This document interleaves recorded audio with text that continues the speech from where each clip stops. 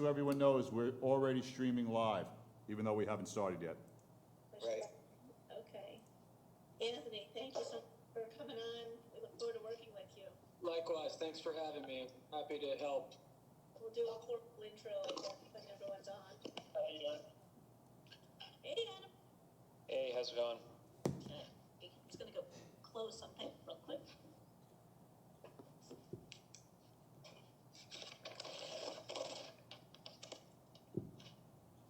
Everyone's joining in?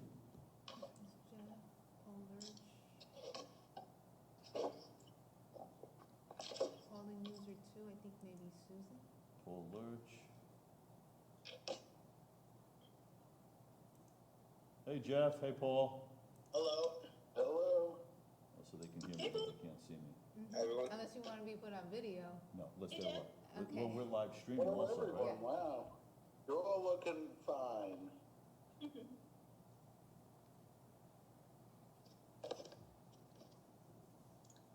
Trying to help Susan get access. How do we get us all on one screen? Up in the upper right-hand corner, you'll see there are two circles. The one on the left, if you just hover over it, you can get the, it'll say grid view. You're probably currently in the other view. Public active speaker. But I only have 6 of us. Yeah, that's all. Well, there's 9 of us. Are you on a tablet? Yeah, I'm on the Burrow. That may be why. I think the Apple limits the number or something. Okay, still can't do technology, clearly.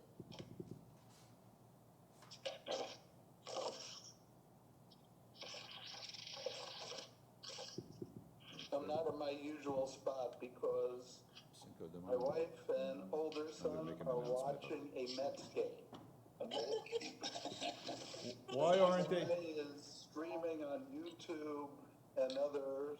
They're streaming a computer simulated series, doing the whole season, and they've got Keith Hernandez and oh my gosh, what's his name?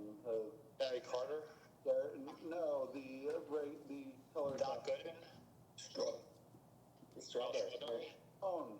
Oh, David Cohn. David Cohn. Not David Cohn. Oh, he's a Yankee. He's a Yankee. Yeah, the guy who does all their broadcasts. Ron Darling. Ron Darling, there you go. Not a player. Oh, Larry Cohen. Harry Cohn, thank you. They got them actually calling the computer simulated game. The graphics are unbelievable. That's funny.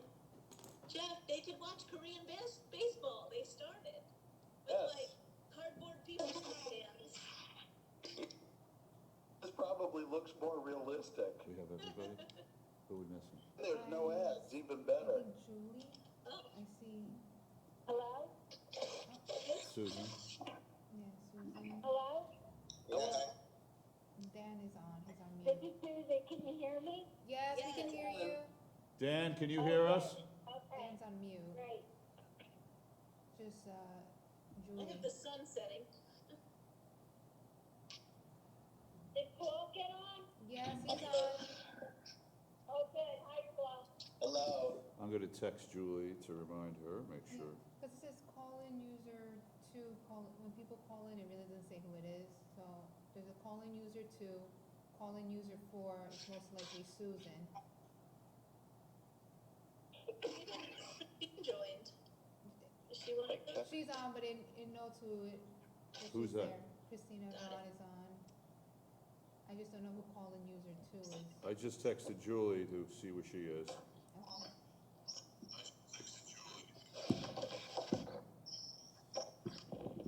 Mic check. We can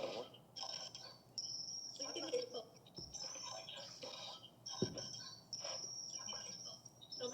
Julie, I'm sorry. What does that mean? What is Somebody that? has, Somebody has what? somebody has background noise. So one of you have some background noise going on? I think it's Christine. Christine, do you have background noise? It hit me too. Thank you. Thank Thank you. Yep, that's what it was. Should we get started at 7:33? Yep. All right, it's 7:33. All the council members are here except Julie O'Connor, and Anthony Bocci, our interim borough attorney, is also with us tonight. So, all right. Can we give Anthony a second to introduce himself? Well, we have to open the. Yeah, meeting let me open the meeting first. Let me open the meeting. In compliance with the Open Public Meetings Act, PL 1975, Chapter 231, the notice requirements have been satisfied. Meeting dates for the year are confirmed at the annual meeting, are posted on the public bulletin board in the lobby of the Municipal Center, and published in the record within the first 10 days of the new year. Copies of all revised or additional meeting notices are sent via fax to the Record, the Suburbanite, and Northern Valley Press, and are posted on the public bulletin board in the lobby of the Municipal Center. Before we get started, I'm just going to make two announcements. The first is about the census. There was a conference call that many of us were on today that Congressman Pascrell was kind enough to host. So I'm going to be announcing and talking about the census as often as possible to remind the public about how important it is in terms of the financial aid that comes to New Jersey and Bergen County and Tenafly from the federal government. And it also, it's all about the number of representatives we have in the House of Representatives. So we want to encourage everyone to fill out the census that they received in the mail as soon as possible. The second, on a happier note, I want to acknowledge that today is Cinco de Mayo, one of my favorite holidays that celebrates the Mexican Army's independence. Excuse me, not their independence. It's the victory over the French Empire at the Battle of Pueblo, May 5th, 1862. A lot of people think it is Mexican Independence Day. It's not, but I thought we should acknowledge that today. And so with that being said, let's get started. The first item is correspondence. We have a letter. Mr. Mayor, before we start, I just want to see, I didn't see, I might have missed it. I know we spoke last time about having minutes of meetings. Were they shared before this meeting? There are Go ahead, no Lizzie. minutes listed on the agenda at this time. We're still working on that, on top of everything Don't else. forget, Omar is going on half-time and was out for a little bit. He's the one who does the minutes. So Omar, can, The challenge I have here is that we don't quite remember things we agree on or say, such as the fact that we said we wanted minutes. So I need minutes for these meetings. I honestly don't trust ourselves to remember what we actually say. Or We're coming up with a schedule and a system to try to get out as much as possible, starting with more recent and then working back. I don't think that's good enough, unfortunately. Again, we're also going to do a lot better taking votes on this stuff. If I'm the only person that cares about, making sure that we remember, that's fine. Let's vote against, documenting what we agree on, or we could agree to start documenting it. I appreciate we're shorthanded. I don't think there's anything more important than actually remembering what we're all agreeing on. It's really important to our residents that we remember what we vote up or down. I think we need to track that a lot better. So again, if we need to ensure that we know what we're talking about. We're all sitting in the meetings. We can take turns, whatever is legal per council bylaws, but we need minutes to meetings. okay, point well taken. We'll work on the minutes and get them done sooner than later. Let's try again. I want to up or down vote on, is our minutes important to this council and tracking what we do? I want to call a vote. I Well, want minutes okay, at we- a future meeting. This isn't something that is voted on, and it's a work session. Okay, time out. We're getting way off track here. Let Lizette respond to that. Yeah, there's no up and down vote in a work session, and we are endeavoring to do so. Like Lauren had mentioned, we are on a skeleton crew. We're doing everything else, our statutory duties with Oprah and elections, assisting the finance department with receiving tax payments. It is a balancing act, and we're striving to do all that we can. Remember, Omar is also part of the website subcommittee that is taking a lot of time to make sure everything can be launched properly. And again, he was pitch hitting for me during my absence. I just came back a few weeks ago. So we're not trying to downplay the importance of minutes. It's just a balancing act, and I assure you minutes will be done. It has to statutorily. Does have to statutorial? Yes. So what do we do? Are we out of? No, we're not out of statute, but the statute says as soon as practicable. That's good politicking. But Okay, let's keep moving. Conversation. Yeah, I don't. Again, I haven't heard from the other council people if it's Look, tracking and is important to the council. the minutes are absolutely essential, there's no question about it. We've got to get them done, we're making up for lost time, and hopefully by the next council meeting, we'll have better information and actually minutes beforehand for everyone to look at. Okay, so let's move on. Progress. Introducing Anthony Bocci to everyone. He is on the call here. He is our interim borough attorney. Anthony, this is the team here, and just say hello. Hey, everyone. Thank you for the opportunity to work with all of you. Obviously, I understand, it's sad that I have to take over for Mr. McClure in light of what happened to him and in light of his, long history with the borough. So I have big shoes to fill, and I look forward to working with all of you in that regard. Just a bit of background on me. I'm a partner at a law firm in Hackensack. I currently serve as a borough attorney for the borough of Little Ferry. I've served as borough attorney for Little Ferry for, I believe it's 5 to 6 years now. It's sort of a blur. I'm also borough attorney for the borough of Park Ridge, and I serve as labor counsel for the borough of Woodcliff Lake.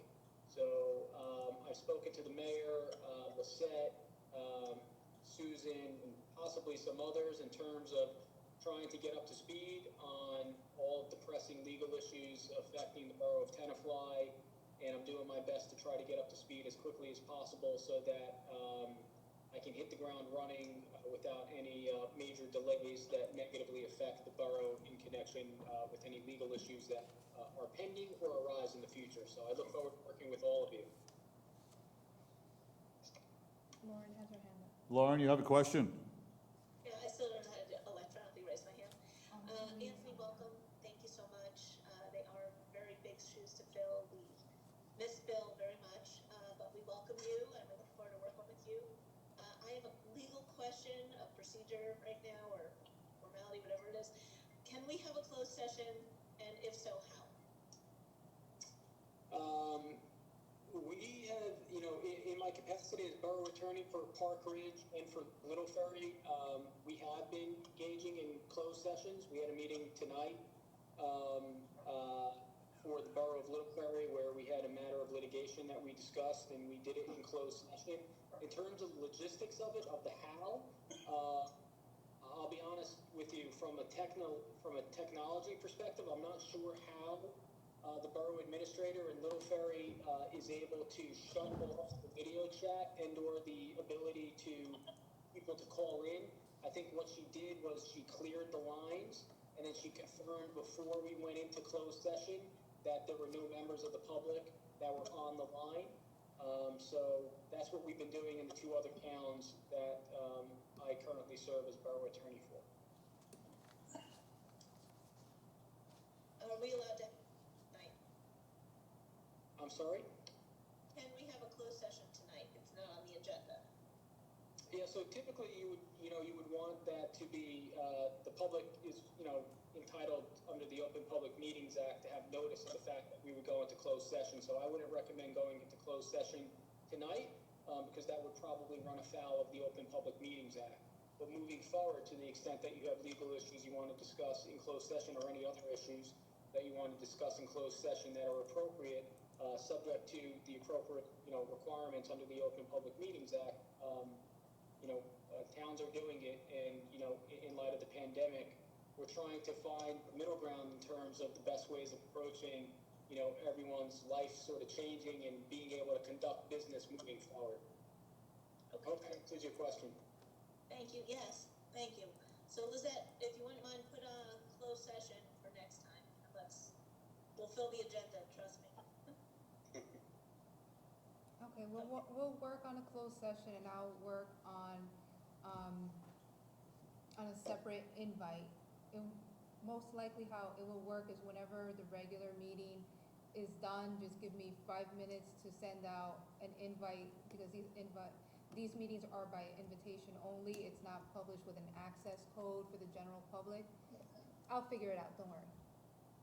Thank you. Any other questions for Anthony from the council? None? None there, Lizette?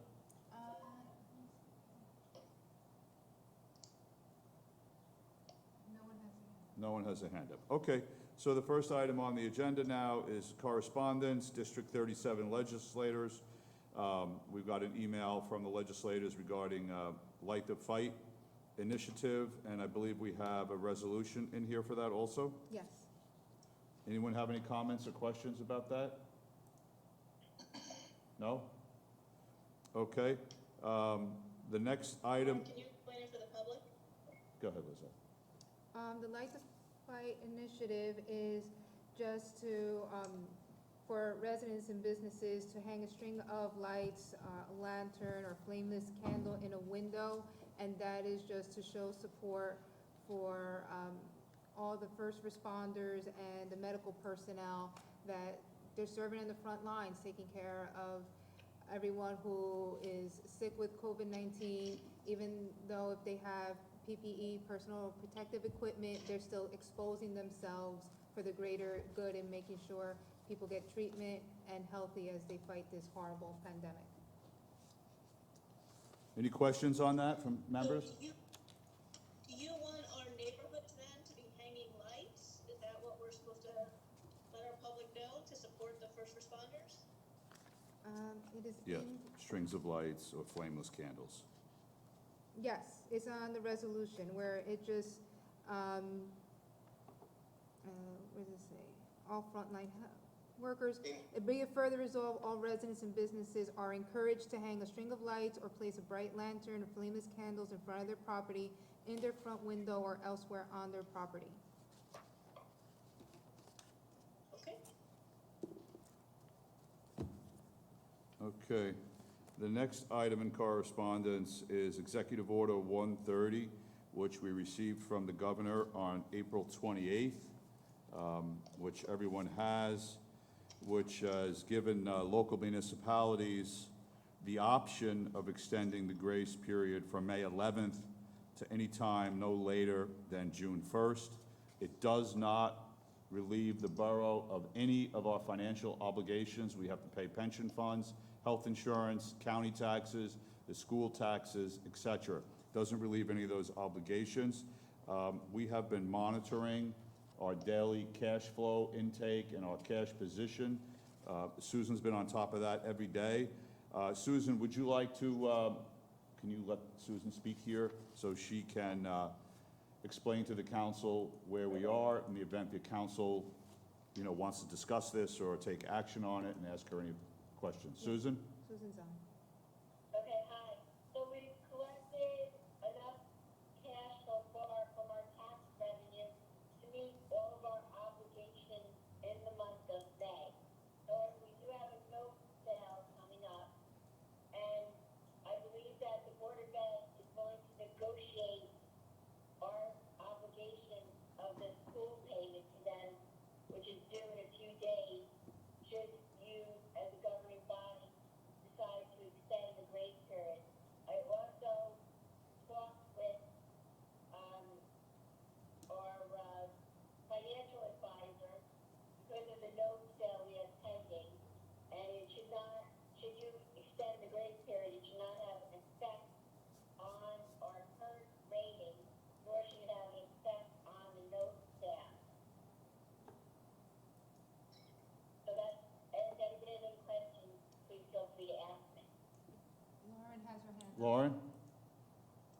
thank you, and thank you for the emails detailing what our financial obligations are.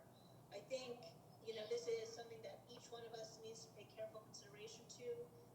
The amount of tax revenue that's coming in is promising, and I'm glad to hear that we can cover our debt. But I have some questions, and Paul, I'm glad you're on the call.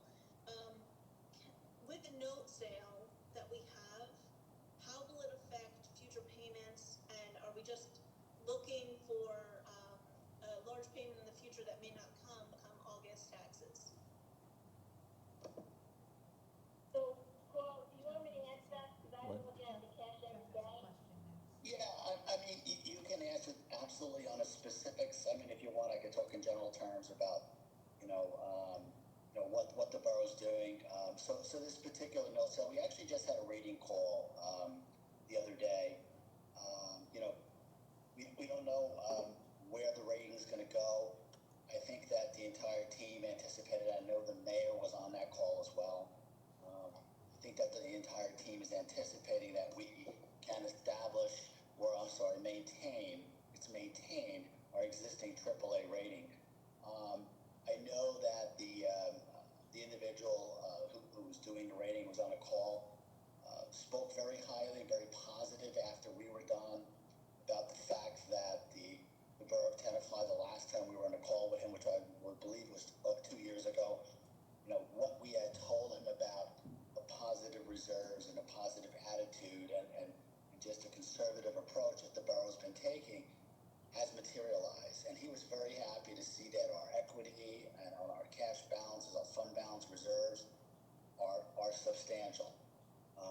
So I'm a firm believer, and I hope that we will maintain the AAA. We'll know shortly. And that's great because that'll help us on the debt and the interest rate that we're going to pay. This particular time around, we're doing an official statement as part of this, and this was part of the FA's recommendation because the volatility in the market, what we've seen is that if we're going out there without an official statement and an update on the rating, the investors are hesitant, and so that would then relay into higher interest rates than we normally would have gotten if we go through the process that we're currently doing. Because this is really not the norm for us to go through on a note sale and to have a rating and to do an official statement. Sometimes the official statement does get done when you start talking about issues that we're approaching of $8 million and more dollars, only because typically we get a better rate and the rate covers the cost of any items that go into the issuance of the official statement. So that's one component of it, and that's from the capital side of it. But from the operating side of it, really what's happening is that taxes are being collected. Susan, you can speak to it. Susan, I know we did speak. I've spoken to you, and I've spoken to every one of my clients that as far as estimated third quarter tax bills, it's important that those estimated bills go out because I think that everybody's in a state of flux. And what's going to happen is that the way it works is that each municipality has to go through, get their budget adopted, and then the county strikes the rate. So this could take a while because of the COVID-19 issues. So it's important that we go ahead and issue the estimated tax bills, which are going to be due without any kind of modification, August 1st, August 10th with the 10-day delay. You don't want to not do that because if we get into a situation that some other town's holding us up, the rate doesn't get struck, and then we're sitting here in August and our bills never went out, and then that's going to take you a 3 to 4 week turnaround to get the bills out. That's when you could start running into cash flow issues. One last component is something that we'll have to monitor on maybe not a daily basis, but certainly maybe every 2 weeks or on a monthly basis with Susan. And that's a worst case scenario that we may have to issue tax anticipation notes. And that's another alternative for us to generate cash. That's all it is. So we're going to issue a note in that case in anticipation of future revenues. We have to go through an entire calculation and we have to get into a negative cash flow forecast in order to be able to legally do that. We're not at that point. I mean, I don't remember in the some odd 10 years that I've been with Tenafly, we've never done a TAM. think with your healthy reserves, and as we said with the rating call, we have over $1 million sitting on a balance sheet in a reserve for tax appeals. We have hundreds of thousands of dollars on a balance sheet sitting in reserve for terminal payments. So we are, listen, we're a AAA community, and I think I look at Tenafly just like I would look at a AAA rated business out there. And when you look at those entities, it's all about the cash reserve balances. You've got a healthy cash reserve balance. I don't care if you're municipal government or private, you have a much better chance of weathering a storm. And I think you are in a very good position to do that. Will a deferment of anything this month, like from May into June, will that affect a rating later on? Meaning if you adopt the deferment to go from May 10th to June 1st? Yeah, so let's say we I don't. don't think so. No. Okay. I spoke to the financial advisor today, and she said it's Okay. not having an effect on our credit rating. Okay. Well, that's important. I mean, I'm less concerned right now for the May payments than I am for the August. I think anybody having trouble right now in May will clearly have trouble in August. I really don't see that changing that dramatically for anyone. Hopefully, that won't be the case, but, a lot of our most vulnerable population that can't maybe meet this tax deadline right now isn't really speaking out. I've gotten a couple calls. I think those experiencing hardships, I'd like to hear from some and see, if there's a large amount of people that we anticipate will be delinquent this time around. So, Does anyone- so if I may speak, Lauren, we're not gonna really know the delinquencies until after, if we kept the grace period the same as it is right now without modifying anything, we won't know until May 12th who's delinquent Right, for this right. quarter. Yeah, and unfortunately, if I'll just chime in for one other second, unfortunately that, the timing of the governor's allowance for us to do this was obviously a little late, a little tardy.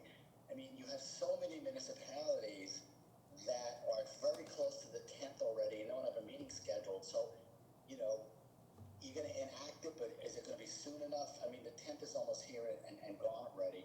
And I think that was part of the problem with their delay. But I do agree with you, and I think that, most other communities, when you look at this, the big problem, I think, if there's going to be a problem, is going to be more towards the third quarter versus the second quarter. Jeff, you had your hand up? Yeah, so I've had it up, actually, since before Lauren brought up the August. I agree. It's exactly what I think we should be looking at sooner rather than later. On August 5th, we're not having a discussion about, are we extending it? That's number one. Number two, I can't even remember the last time in Tenafly that taxes in August were due by the 10th. Because the bills, the way that the state has done it up until this year, or the county, is that we don't even know the amount. So we send out the bill on usually August 1st. There's a statutory 25 days waiting period. So we haven't even collected till August 25th for the last however many years. I can't even tell you how far back that goes. So I would be more inclined to look at August seriously earlier, whether, this month or next month, have some discussions about what we've done historically of having late August as the grace period.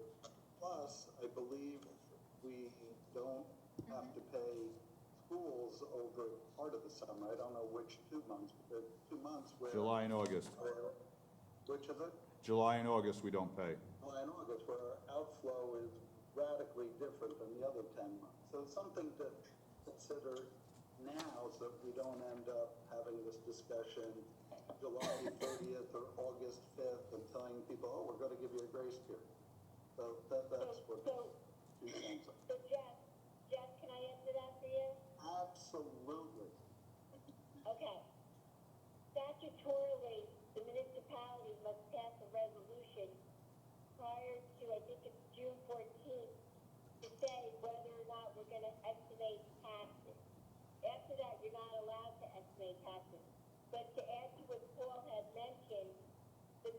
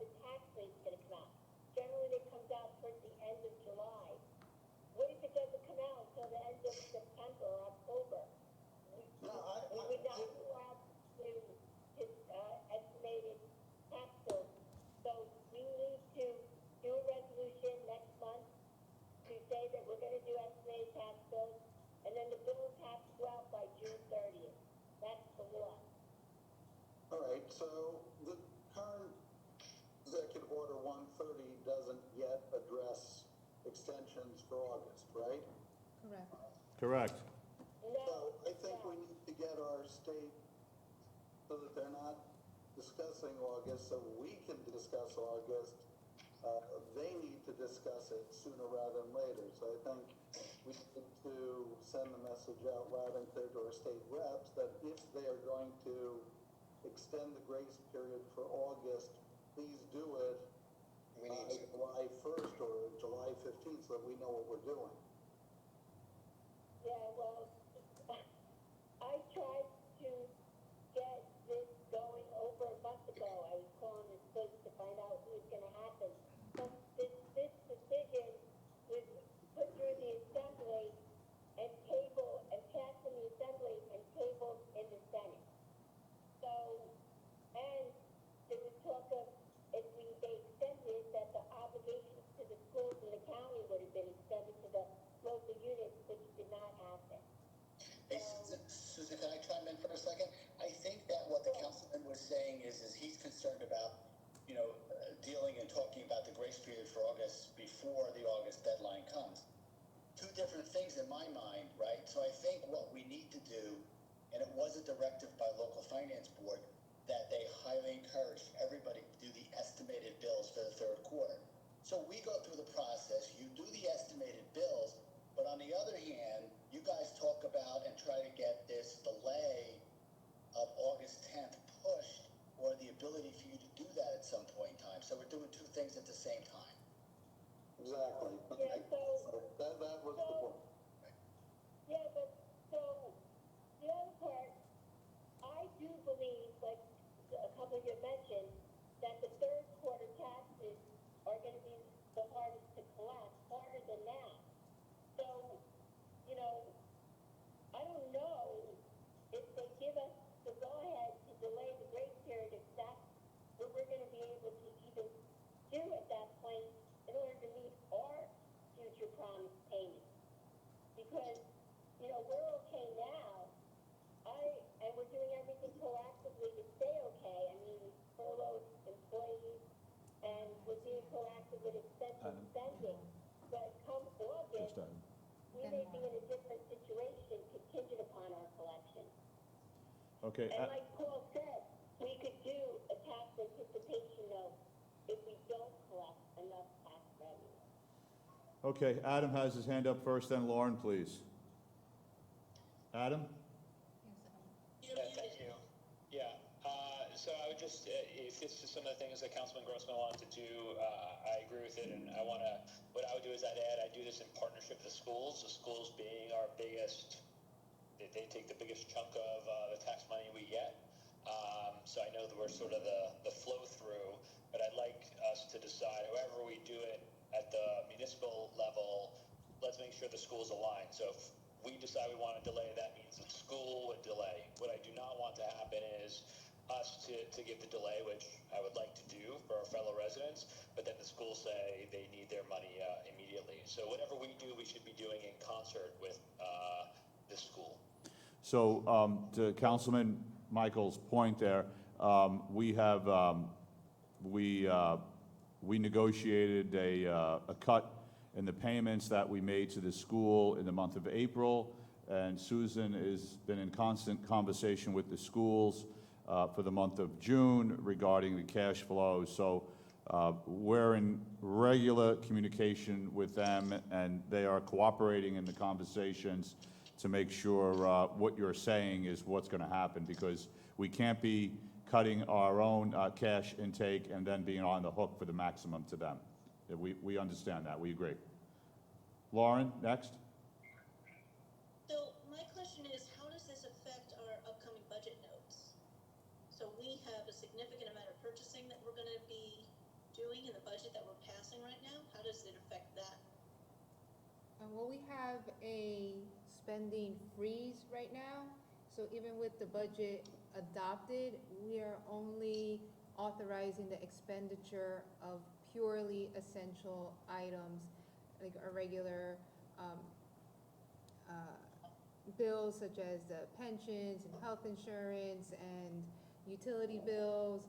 Payroll. Everything else, payroll, everything else is on a case-by-case basis, and it's only based on if it's something that needs to be done. If it's a bit, nice to do non-emergent bill that is just traditionally paid on July 15th, tradition is nice, but the reality is that will be held off. So when purchases are put in, I scrutinize it, and then Susan scrutinizes them even further.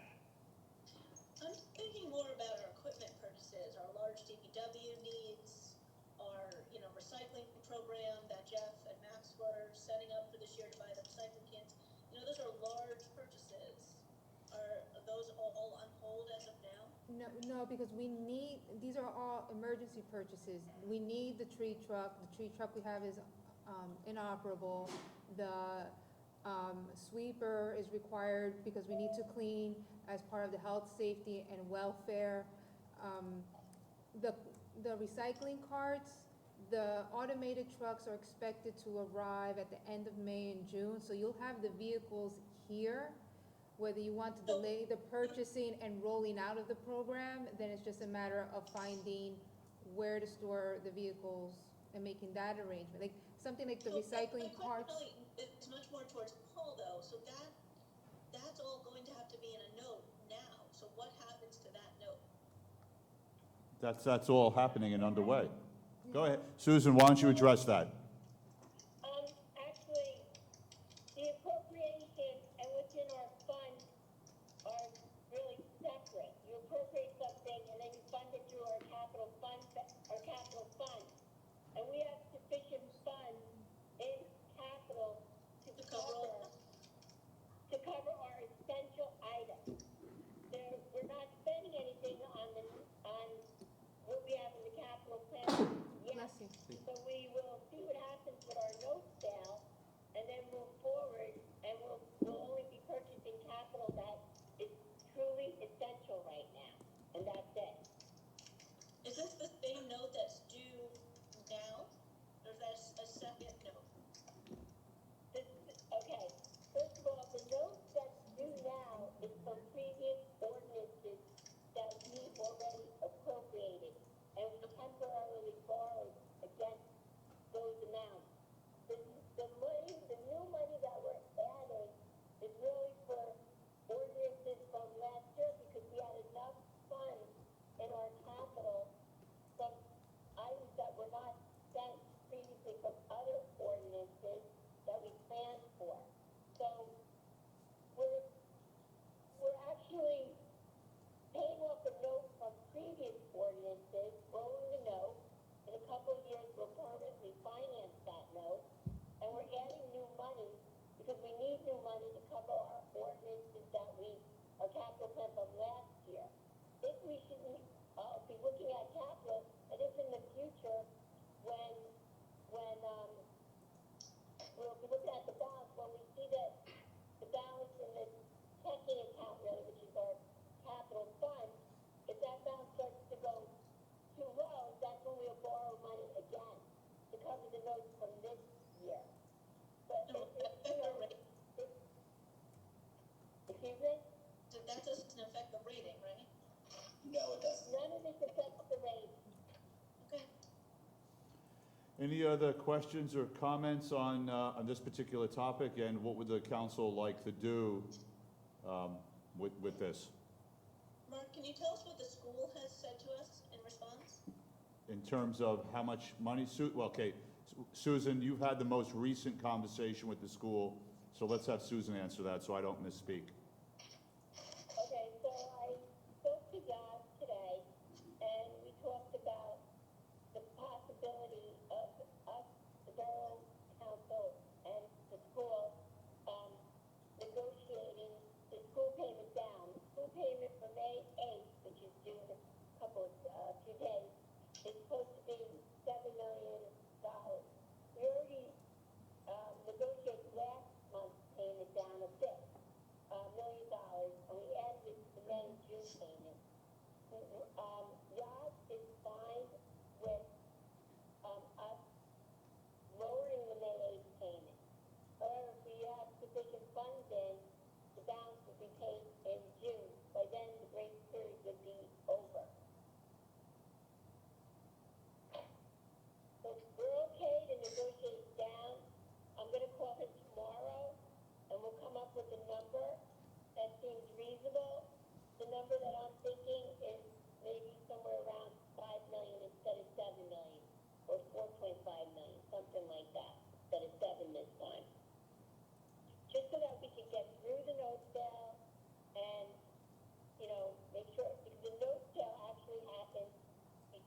grace period will end.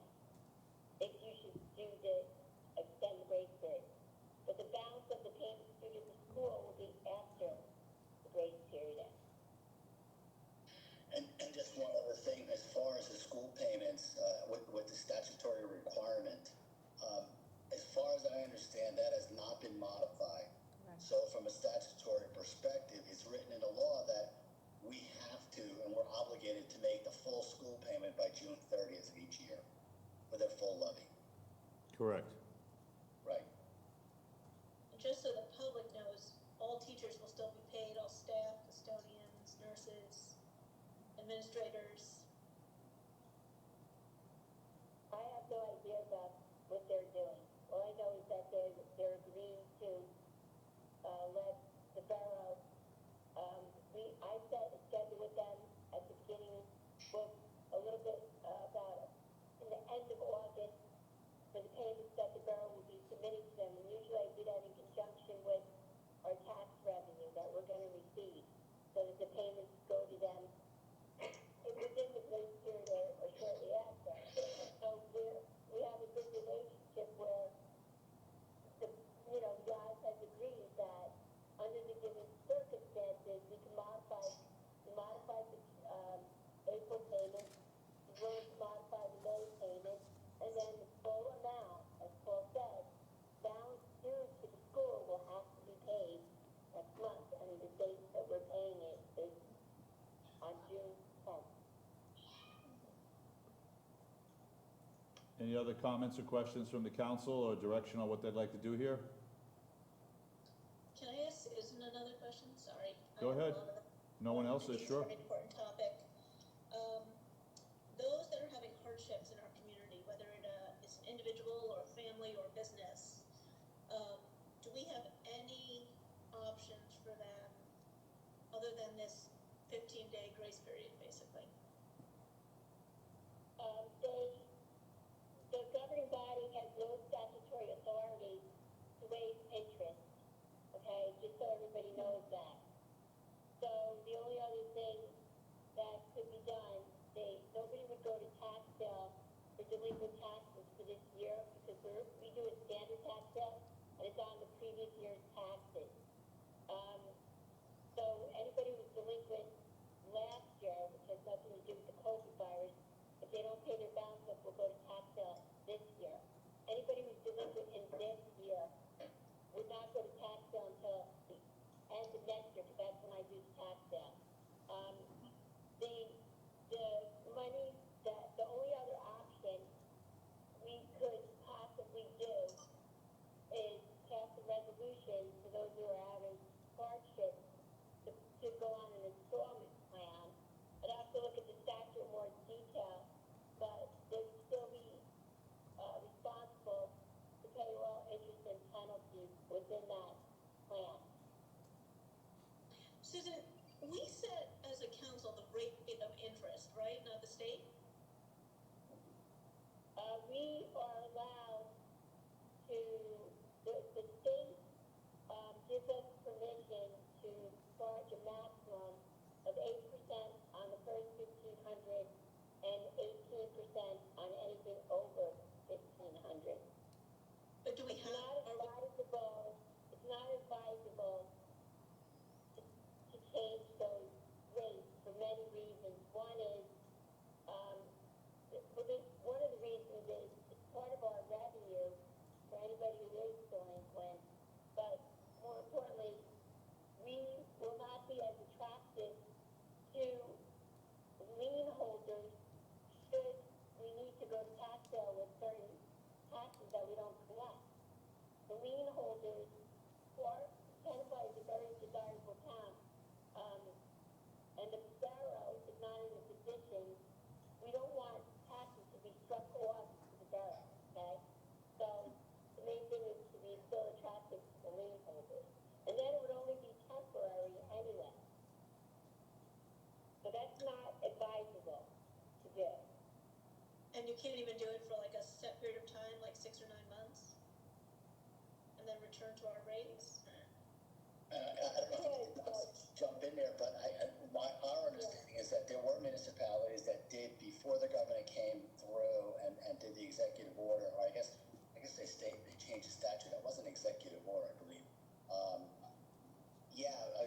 municipality said, well, listen, we can't change the grace period, but what we could do is just take the interest rate, these interest rates that Susan talked about, bring them down effectively to zero for a 90-day or a 30-day period, and effectively that's what you were doing. And that was deemed inappropriate, and they weren't allowed to do that. In certain towns now have to reverse course on that. And then that's when we came up with this new executive order where they basically said you get another 20 days. You're going to go from May 10th to June 1st, and that you're allowed to do. Yes, Jeff? On this, just so I think everyone's clear, this, if we were to take any action, it's not retroactive. So if someone's paying taxes, they can't sit there and say, I already paid my taxes, now you're giving a grace period, return my taxes, and I'll pay on June 1st. So I guess the question, Susan, is what percentage of people have already paid the taxes for this quarter, roughly? I'd say we have, you know, I'd say probably 3/4 have already paid their taxes. And that's with 5 days still remaining. Right, but we do use, in the last portion of the grace period, we do usually receive quite a bit of revenue. We have the 10 days, and some people many people come in on the last day of the grace period, which would be the 11th this time, if the 10th falls on the weekend. And we're collecting, let's just say for argument's sake, about 25 million a quarter. Right. So Good. is the 3/4 that we're at now on par with what you would normally expect with 5 days to go, or in this case 6, before the grace period ends? I would say, I would say we're pretty much going to be close to our target number, yes. Now, if you extend the grace period today, I would imagine that anybody who didn't drop off their check in our drop box or mail it in or pay online, they'll wait. So we have a lot of checks that came in over the weekend, a lot of online payments. We received I think 1.6 million over the weekend, 500 and some thousand today, more than that, 800 and some thousand today, million in ACH. A lot of money came in. The big mortgage processes already all paid. So whatever's sitting in the office up to now, which we wouldn't be able to return, we already received it. Starting tomorrow, anybody maybe who was planning to pay, if you extend the grace period, will have to wait it out for the rest of this month. But I am confident that we'll be able to make our obligations this month. And you know, proceed with the note sale based on what the financial advisor said, didn't have any effect on our note sale.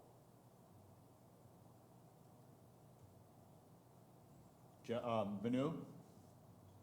Yeah, I might suggest that, you know, the amount that, I mean, if we delay the period, the same people who wouldn't be able to pay by the 11th probably wouldn't be able to pay even if it was June 1st. So you would have the same amount collected probably, is what I would think.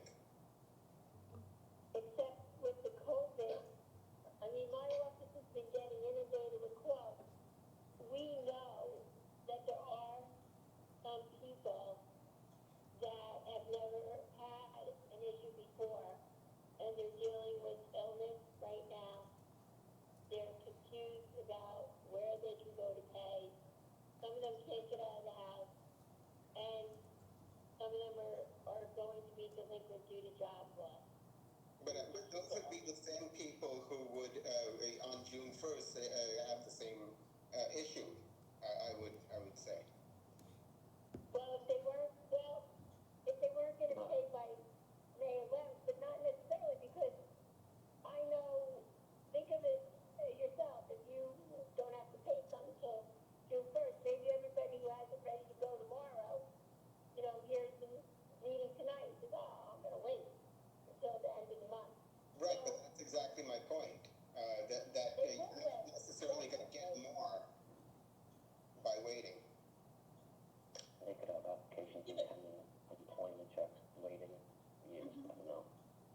Good point, Dan. Yeah, so, yeah, some people I think are behind on their unemployment.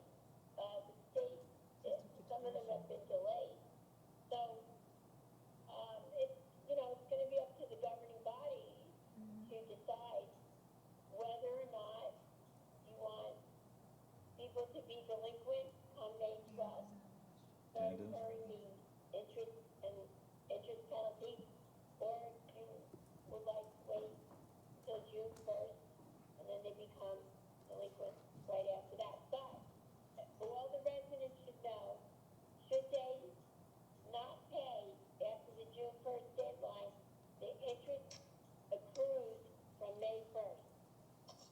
And that's statutory requirement. Dan, you have a question? Yes, so Susan, let's say we do theoretically go to June 1st, and you said we're at 75% now, let's say we go to 90, will that ripple into the June, July, August?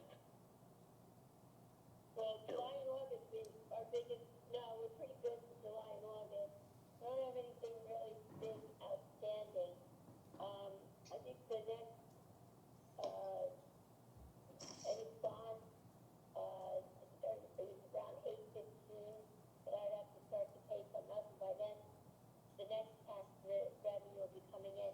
The only things that we'll be paying is, essential bills and payroll. What might, And payments to school, we're pretty much on a lower level of expenditures that we're gonna be shelling out. right, so as long as it won't, if we do this extension, it won't ripple into the future. Like, so we're always behind the ball. We're gonna be behind the ball, but like I said, we don't know what's gonna happen in August. Right. Well, we don't know what our revenue collections for taxes will be then. But for July and August, yeah, we should be fine. Up until the next quarter, we'll see how this plays out. Lauren, just to follow up with your question before about the schools, just to reiterate so the public understands, that the schools are paying everyone in full. Okay. Whoever's on their payroll, they're paying in full. Obviously do not want to interfere with that. Any other questions or comments on this, or should we go around? Lizette, is there someone else have their hand up? No. Or does, Adam's. Adam, you have a question? Okay. Should we go around the table and get a consensus, yes or no? Do you want to do this? Extend to June 1st? Sure. Sure, okay. Sure. So, Omar, would you go down the list of, all council members are here. Councilmember Dayton? I would like to defer. If anyone's having a hardship, I'd like to give them the opportunity to try to get that last check-in or make ends meet for the extra 2 weeks without interest. So I would like to defer to June. So that's a yes. Yes, Okay, Is this a vote? it is a vote. it's a vote. It's not It's- a vote, We don't do no, votes in it's, work Right, no, sessions. it's not a vote, it's trying to obtain consensus, because in order, if the governing body, if the majority wishes to enact this extension, a resolution has to be added to the agenda. I already have one prepared, so the official vote would be on the resolution, but first we need to know, through consensus only, whether or not to put the resolution on for tonight. Continue, Omar, Okay. please. Councilmember Grossman? Oh, I thought Dan raised an excellent point before about there are people who are waiting for employment checks. The system has been delayed. I guess there are also people waiting for those checks with the D. Donald's signature on it, nice and big, with her circling in. So I understand that a lot of people have already paid, and that's wonderful, and I'm one of them. But I think for those who are gonna have a hardship, as long as Susan has laid out a good case that we're in a financial position we can do this, I think we should extend it to June 1st. And as I said before, I think we need immediately after that to start discussions about how we're gonna handle August and get our legislators or our governor to move on that sooner rather than later, because that's really where we're gonna feel the pain. So my consensus is yes. Councilman Minden? Well, I mean, I know that we only gave 2 dates. One was May 11th and one was June 1st. I would have considered maybe a date in between, just to give a little extra time. But, given these 2 alternatives, the delay to June 1st is fine. And I agree with Councilman Grossman that we need to start on the August discussions, as soon as possible. Councilman Michaels? Fine to discuss at the next meeting. What about including the resolution for the grace period extension? At the regular session, you can do it. Okay, next. Okay. Councilwoman O'Connor? Yes, hi. I too consent. Obviously, it sounds like we have the money now to pay the bills, so let's put it on the agenda. And Councilman Park? Yes, June 1st. Okay. Okay, And sorry, I apologize, just for clarity, Susan, you have the money to pay even if the school says I want all my money immediately? Or you have the money to pay assuming the school Good question.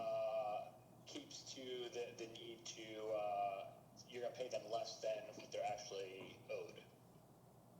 We have the money to pay, but I would like them to negotiate down so that they get the rest of the money after the note's down. Again, I don't know, word, whatever, minutes, the school, if they ask for the full amount of money, there's no problems with the liquidity of the municipality. If the school asks for 100% of their money as they are legally owed on time. So Adam already spoke to God. He is in agreement with us negotiating the May payment down, and the school will get 100% of their money by June 10th, and the borough will be fine. Good. okay. Any questions about the, moving on, any questions about the resolutions? Wait, can I just, before we move on? Sure. While we're still talking about hardships, I want to discuss another thing that, one of our restaurants raised with me. And, I want to thank In the public Tommy at the comments. 130 Club, first of all, Okay. for generously donating, to many of our hospitals and first responders. But he did, in particular, ask, and this would go to all restaurants, about the borough's ability I to have it in waive public certain comment. fees on licensing. Oh, And so I asked Lizette this question, and I'm not sure if Susan, you and I had a chance to speak about it. But I'd like to discuss that for a second before we move Okay. on, because there are businesses Lauren, with hard. Lauren, I'm going to interrupt you only for a very specific reason, is that particular restaurant contacted us, and we have it under correspondence to discuss in detail. No, under public comment. Under public comments, excuse me, under public comments. Later. Yeah, so we'll take it up shortly, That's fine. okay? Okay. All right. Yes. And, okay, so moving on, any questions about any of the resolutions? Anyone have their hand up? I did just have a comment on the, I think the municipal financial advisor. Let me just check. 2182.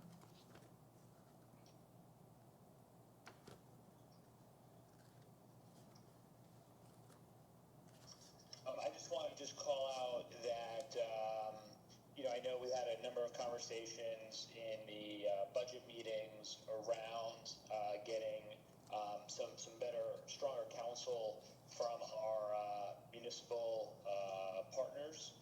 to get a better sense of, again, what we could do versus what we've just historically done in the past. So this is just a call out. I know we've used NW Financial, excited to continue working with them.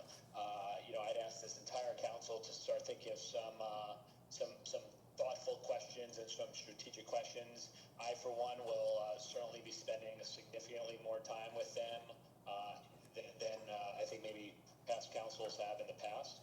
But we definitely need to look at a set of partners that really think strategically versus just phoning it in based on, this is what we've just always done in the past. So I just saw NW Financial come up again, and I know that was something that we all heard during the budgeting process we need to be a little more critical of. Okay. Any other questions about resolutions? I have a question on the bill list. Oh, wait, hold on a second. Vanu was up first, please. Yeah, so I have a question on the bill list as well, or I have an observation.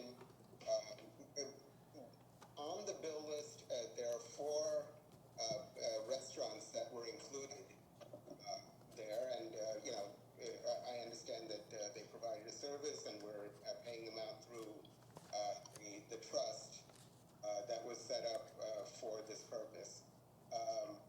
I just want to make sure that there's a couple of things. One is these were not the only 4 restaurants that we paid out. There were some that have been paid out through an interim bill list, so interim payments, which I don't believe I saw on the last bill list. But we should be kind of appraised of what monies are going out to these restaurants. That's kind of a central point, I think, that we should be aware of at all times of what we're spending. The other thing is, from what I've understood of the process of getting the bills paid, it may be not quite as hands-off as would be comfortable. I think there might be something that should be done better in the process to get the bills paid. Susan, do you want to address that a little bit in terms of the process of how you pay the bills? Well, an interim bill list is generally done for statutory requirements. However, there are times that something has to be paid, and then we put it on the interim bill list, and I have to decide if it's urgent and use my discretion to do so, but mostly it's for statutory items, like pension payments or insurance, things like that. The governing body approves every bill list, and it's adopted by the governing body.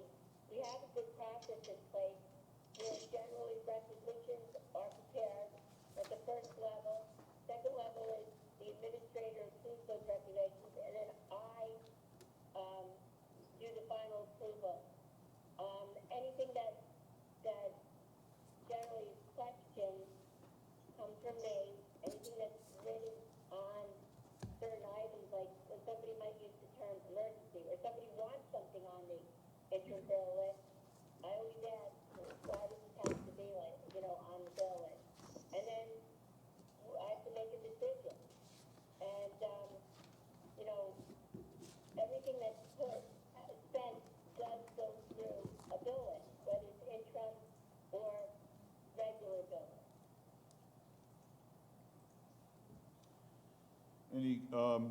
Any other question? Go ahead, Lauren, please. So, keeping with the bill list, I see some expenses for Teen Center. We have Teen Center bills for Urban Air into April. I'm sure we weren't using the Urban Air in April, so why aren't we negotiating, or can we negotiate that payment? It's about $2,000. It just should not be something we're paying right now. Urban Air? Urban Air So there Trampoline. was a couple of payments, and I don't know if it was Urban Air that were holding. I don't know if that was one of them. Stopped, for the teen or the rec, we should not be paying. Okay, this We is, are, Oh. this is for the camp. It's assuming camp is Can still Lauren taking hear me? place. Hello? Yes. Okay, so we're looking, first of all, rec is doing a lot of refunds right now.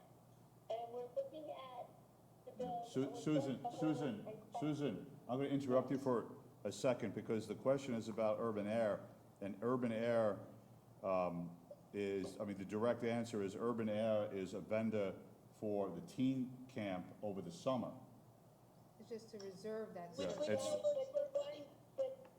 But Carol, is paying bills for rec, I think, as I understood, and doing some things for the teen centers, everybody in the teen center is furloughed. So, We shouldn't be paying. I don't even know. We don't know what's happening. This is, No, no, hold on a second. no, no, We're not clarif- talking about the facts. Let Lizette explain No, this. the clarification is these are deposits assuming camp will be held. So in the event, if any decision to the contrary, then these vendors will be contacted for refunds. But this is as a placeholder deposit. I just don't find that essential right now. So those funds come out of a trust though, just so you know. That money does not come out of the current fund budget. So they are receiving funds for what they're doing, and then it's in a trust, and then it gets paid out of the trust. Okay, Julie? So, Okay. Okay. Julie, you have a question? Yeah, hi. I wanted to say I was gonna probably say what Susan was about to, is that money's coming from parents who've paid tuition for these trips. Is that right, Susan? yeah, Yes, Yeah, that's correct. like me. But that's what I thought. This has nothing to do with the town money. This is all parents who paid that. Correct. But since Doesn't run. we don't know yet if we're running these programs, Right, but, I'm getting reimbursement if things are canceled, but they haven't given me back money for summer camp yet. Right, so we're not, obviously, we're in a different world right now, but we're operating as if there's going to be a future until it's canceled. So, we're gonna have a conversation shortly about spring sports because of what's going on this week. But summer camp, as of right now, is still scheduled and is still moving forward. And so we are, behaving in a manner consistent with that until we make a decision or a decision is made on us that we have to change course. Vanu, you have a question? Yeah, actually, I just wanted to tag on to that, and I think correct me if I'm wrong, Susan, you're going to find out if they'll allow you to cancel the event or whatever it is, and then get the money back. yes, we're gonna have a conversation with Carol in our rec department to make sure that, and we're holding some checks right now, to make sure that any of the facilities that will be used for camp this summer, or campus, we will be able to get a full refund back should we give a deposit. And maybe possibly there could be a cancellation fee, I don't know yet, but we are gonna be investigating and inquiring about all the money that we're sending out. If we don't send deposits and the campers do go to the Tenafly camp this summer, they may have no places to go if we don't put a deposit on an old date.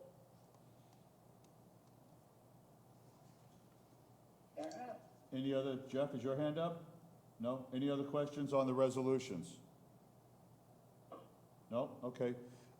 Moving on, any questions on the public hearings or the ordinances? Yes. I have a Julie, question. go ahead, Julie.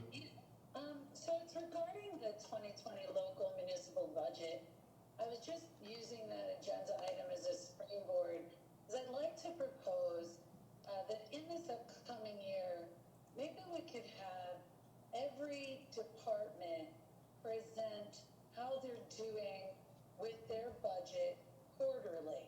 Maybe that'll go right through Susan with reports, but so we can idea through the year, what they've spent, what they maybe are finding out they don't need. Because, this was my first experience with the budget, and I was just thinking it might be good precedent if we can have check-ins throughout the year. That might make more work for you, Susan, but I'm just thinking it might be a better approach. What does everyone think? Well, I mean, For each of our departments, voices I different. have that Help you? hello? Go ahead, Susan. Okay, I have that, all that information is available if somebody wants to, if the governing body wishes to know, how much we spent for recreation, I can run a report from our software, and just produce that document. I can retrieve the data easily. Thank you, Susan. I see I can tell benefit. you what they covered, what line items, how much money left in each line item, what their balance is. All of that can be done in minutes. Excellent. Any other questions about the public hearing or ordinances items? Vanu, you have a question? Hands up. So, I actually think that Julie has a good idea in terms of just presenting, we can do it by summary numbers or however we want it, but just as a way to formally come back to the governing body as opposed to us kind of willy-nilly asking for the information. But, once a quarter, give us a snapshot of how things are going in each department so that, we understand the dynamics of how things are going. Okay. Any other questions? No issue at all. Any other questions, hearings or ordinances? No? Okay. Next item, old business. The first item under old business is the Pigeon app that was presented to the council at the previous meeting. I'm asking for consensus from the council to do a beta test with one of the departments in the borough to see if this communication app is to our benefit, and that's at no cost or commitment to the borough. And the vendor will put that in writing if we do get consensus. And there were a couple of items that different council members had asked me to check on. The first was reviewing the contract to see if there was any conflicts with us doing this communication app versus, against Civic Plus, and there is nothing in there that prohibits it at all. I reached out to, I sent some emails to Brad Burkle, who is Jason's boss's manager, asking him if there's any conflicts. He has not communicated back with me. And Jason did send several members of the council an email, and he had put in writing that Civic Plus doesn't have any modules or functionality that would be similar to the Pigeon app. And I know there's some disagreement in terms of what Civic Plus can do or don't do, but at this stage that we're at is they're telling us they cannot do this. And I think this is an opportunity to have a communication app, to have communication with residents. That is, it's 2020. They'll be able to, residents will be able to use this app to communicate with the borough back and forth. It's a beta. If it doesn't work, we pull the plug on it with no obligation to the borough, and we'll just take the go baby steps. And I'd like to have a sense from the council of whether they'd like to move forward with this or at least discuss it at this stage. Any questions, comments? Lauren? Sounds good to me. So I can't stress enough the difficulty we're already having trying to build the new website and platform. We have to, actually, and part of my discussion for committee reports will be to discuss this, we have to engage each and every department on its functionality, on what kind of forms it needs, on how it needs to respond to residents, on how residents can respond to the departments in the Civic Plus format now. Vinu and I have been on numerous calls in which we don't have the staff who are going to oversee this. We don't have the technological capacity of an IT IT person who's gonna edit this all the time. We don't have the ability of our department to build a regular website. Now you're asking for an ongoing all-day texting function to interrupt the borough's employees when Civic Plus has a different type of technology that engages the residents directly to the departments. It tracks it, it has analytics, and we're working tirelessly to get that up and running. I just feel like building two simultaneous technologies is going to be overwhelming for our borough. It's going to be very confusing for our residents. Oh, I put it on this one. Oh, I put it on that one. It's very conflicting, and I strongly recommend us not doing these both at the same time. So- I've reviewed Pigeon tirelessly. I've had numerous conversations with Civic Plus. I've asked a lot of email questions to Civic Plus. The technology that Civic Plus has is not the same as Pigeon, and that's because Pigeon's technology is a constant stream of text. And while that's fun in a social setting, it's not productive in a business setting. So I would like our borough right now to focus on the very expensive Civic Plus website and app that we're going to be up and running. We just budgeted to put in new technology into this budget to build the app for our smartphones to directly link to our borough. That is so essential to build right now. I can't have the departments within the borough trying to figure out more than one technology. I can't even get them to engage in the first one that we've already paid for. So I'm not interested in this, and I strongly recommend right now not engaging in both. So just to comment on that, the borough wouldn't be doing any development on this whatsoever, or any involvement in the development on the app. It's no different than any other app that gets downloaded to your iPhone or your iPad or your computer. You download it. Pardon me? Pigeon told me that they would need to engage the departments to find out what the departments are doing, how they're working, the functionality, the forms, everything. They can't link into our borough without the departments working with them. Right, that's why we would only do this beta test. I mean, that's part of beta testing, which is different than developing, is we would only choose one department, a small department, whether it's the tax assessor's office, where there's only 1.5 people working there. It's a communication tool, that's all. It's not a website.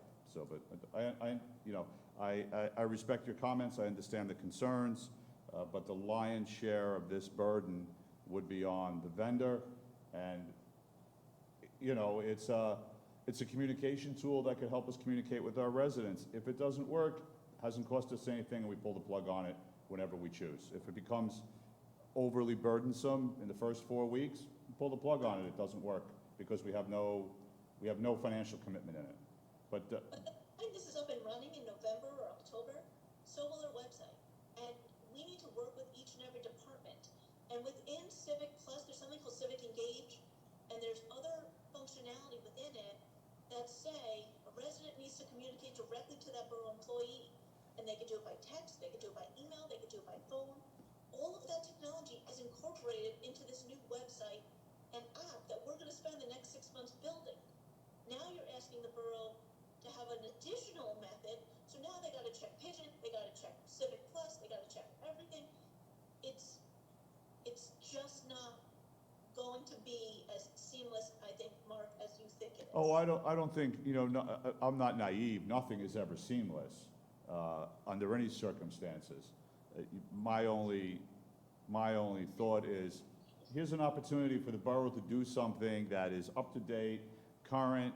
People are chatting on apps all the time, communicating, with businesses or ordering dinner, whatever they might be doing. People are used to doing that. They do it all the time. Again, it's a test. We do it with one small department. If it doesn't work, we pull the plug. That's all.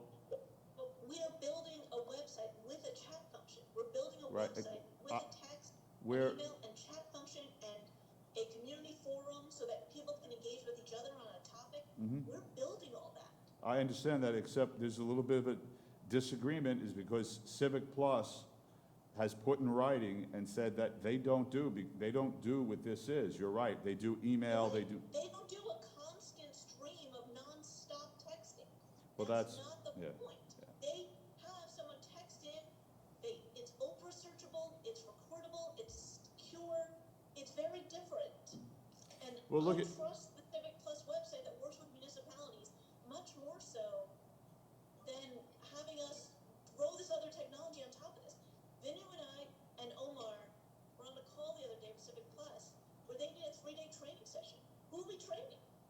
We don't even have our IT on this lined up. It's, go ahead, There would Lizette. be about a dozen people that would need to be trained, 12 to 15 people that maintain within each department. We're not setting it up that way. That's not what we're We're envisioning. not setting it up. Vinu, go ahead.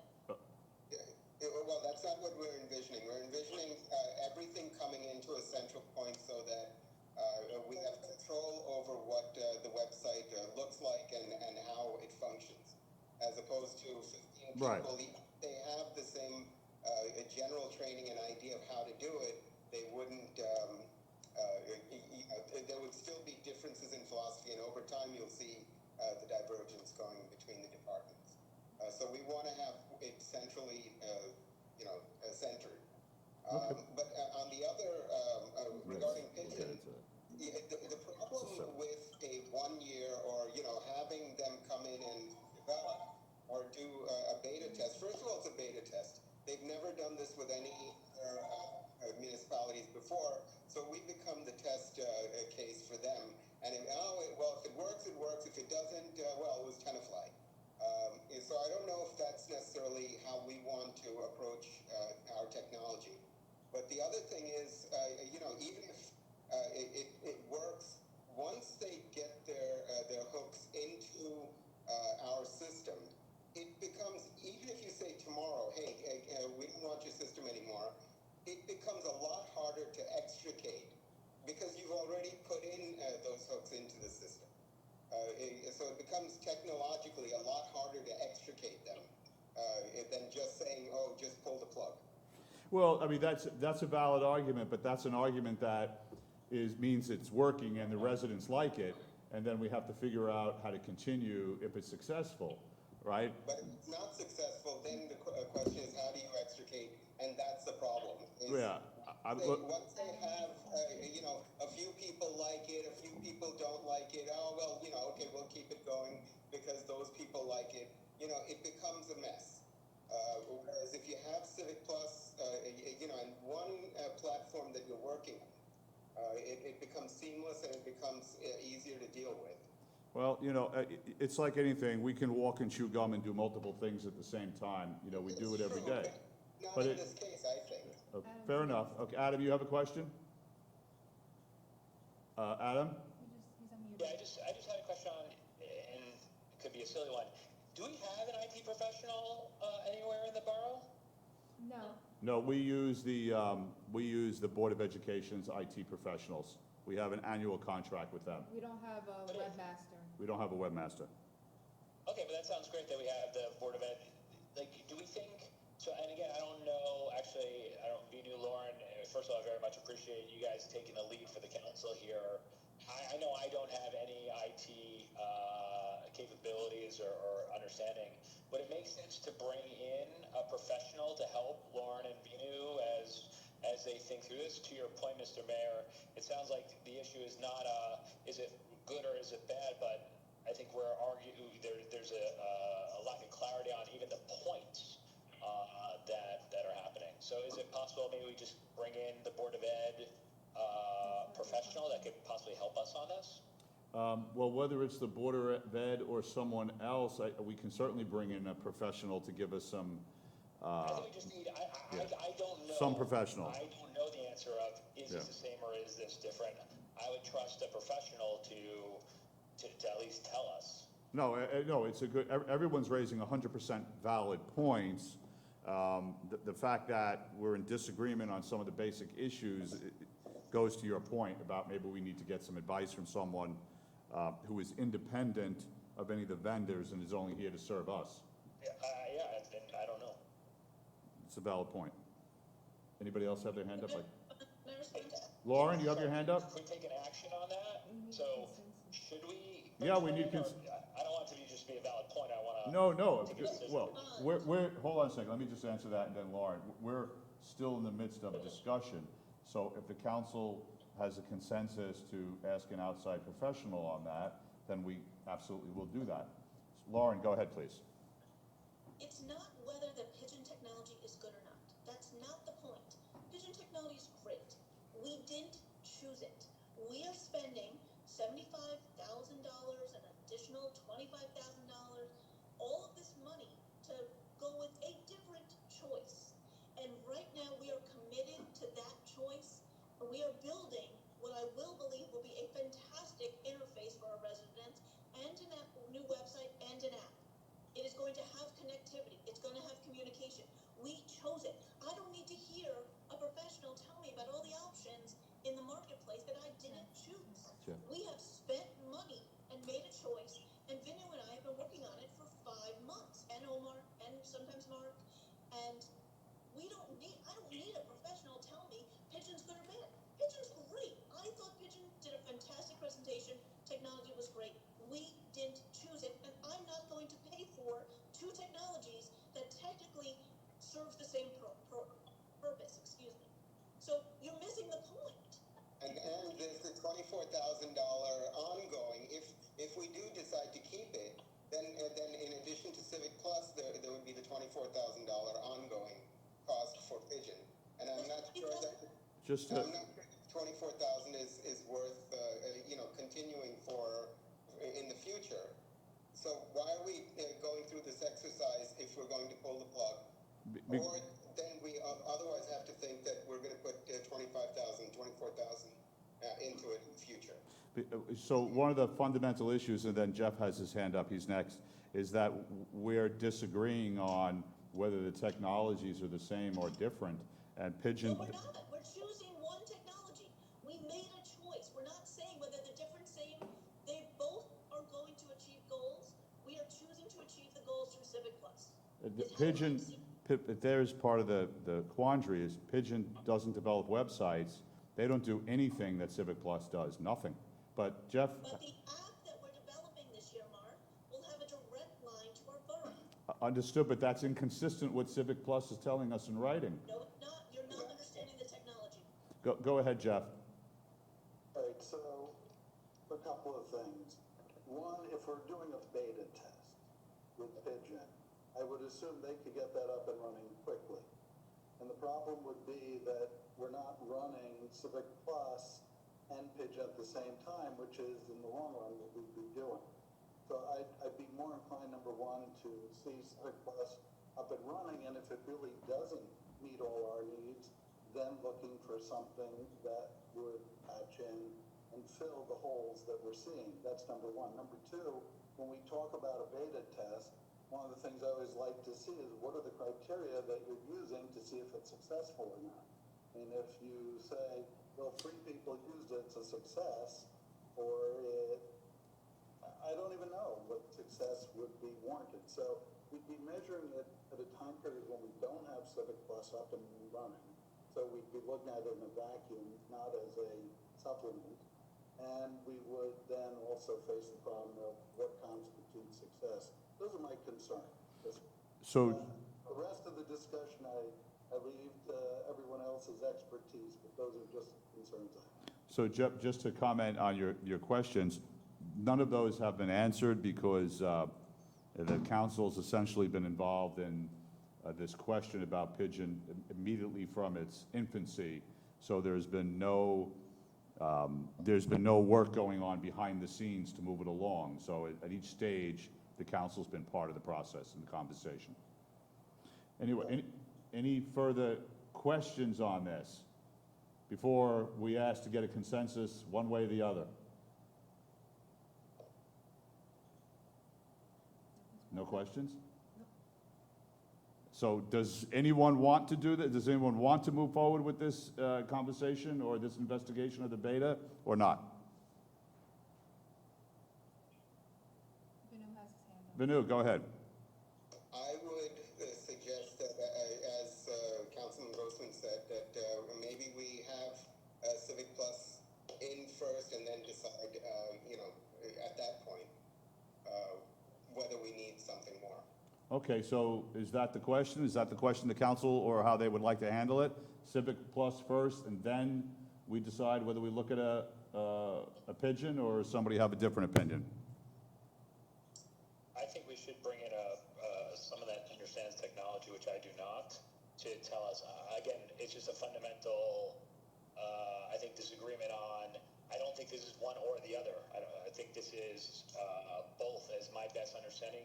That you guys are telling me, and Mr. Mayor, if you could, I don't know if I got the note that you're telling me Civic Plus came back to you, said they assessed pigeon, and we just don't do that.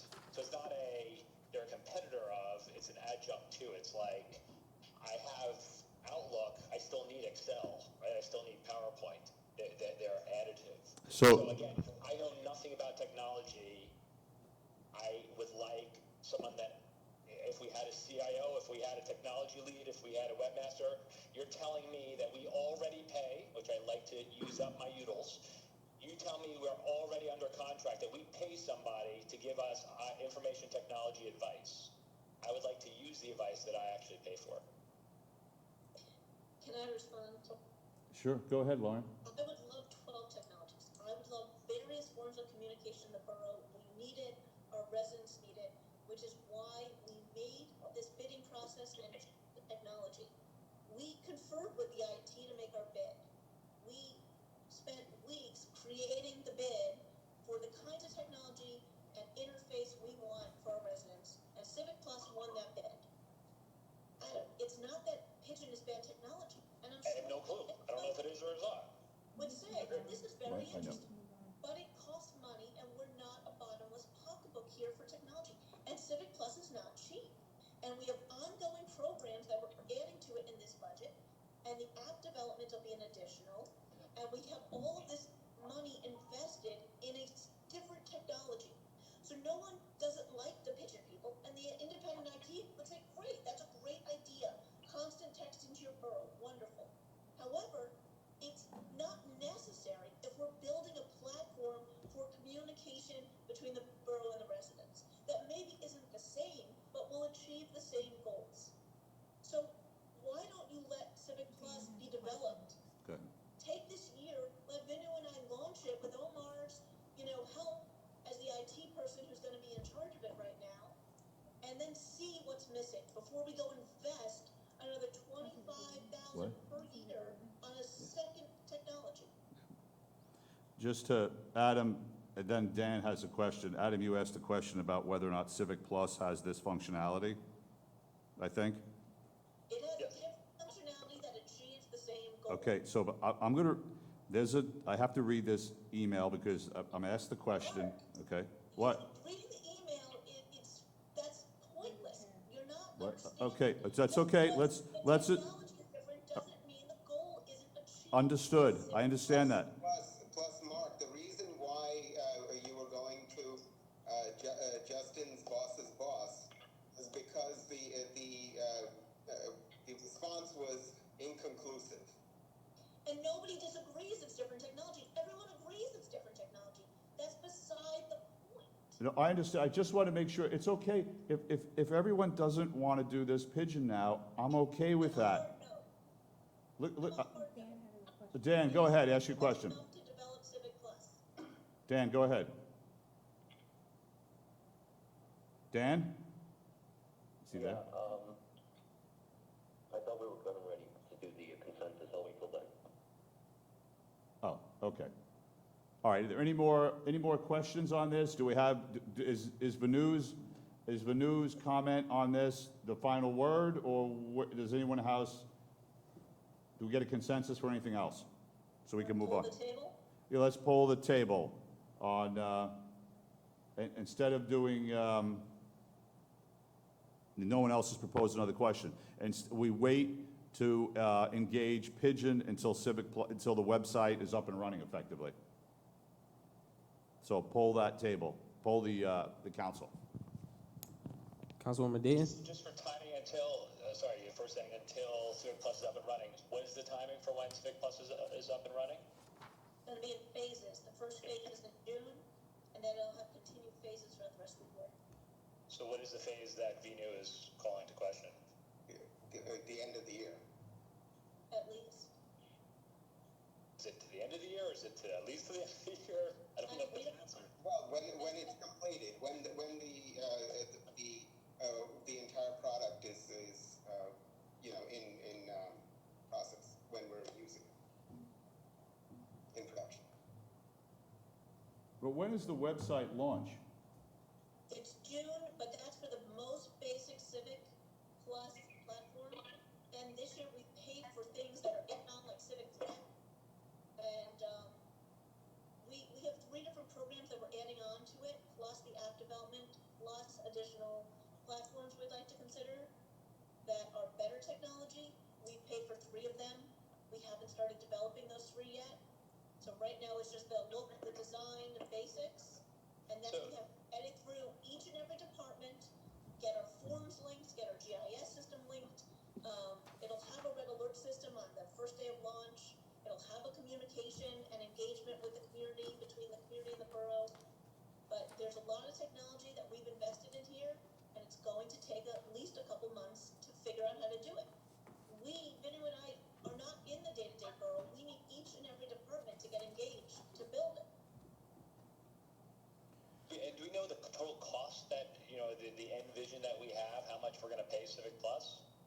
We have the annual maintenance fees, and Susan has them all. But in that's to do everything that we think we wanna do with it. I don't know if Susan has them in front of her, but she has them. I'm not sure if she has them prepared with her tonight to talk about the Right. Civic Plus bills.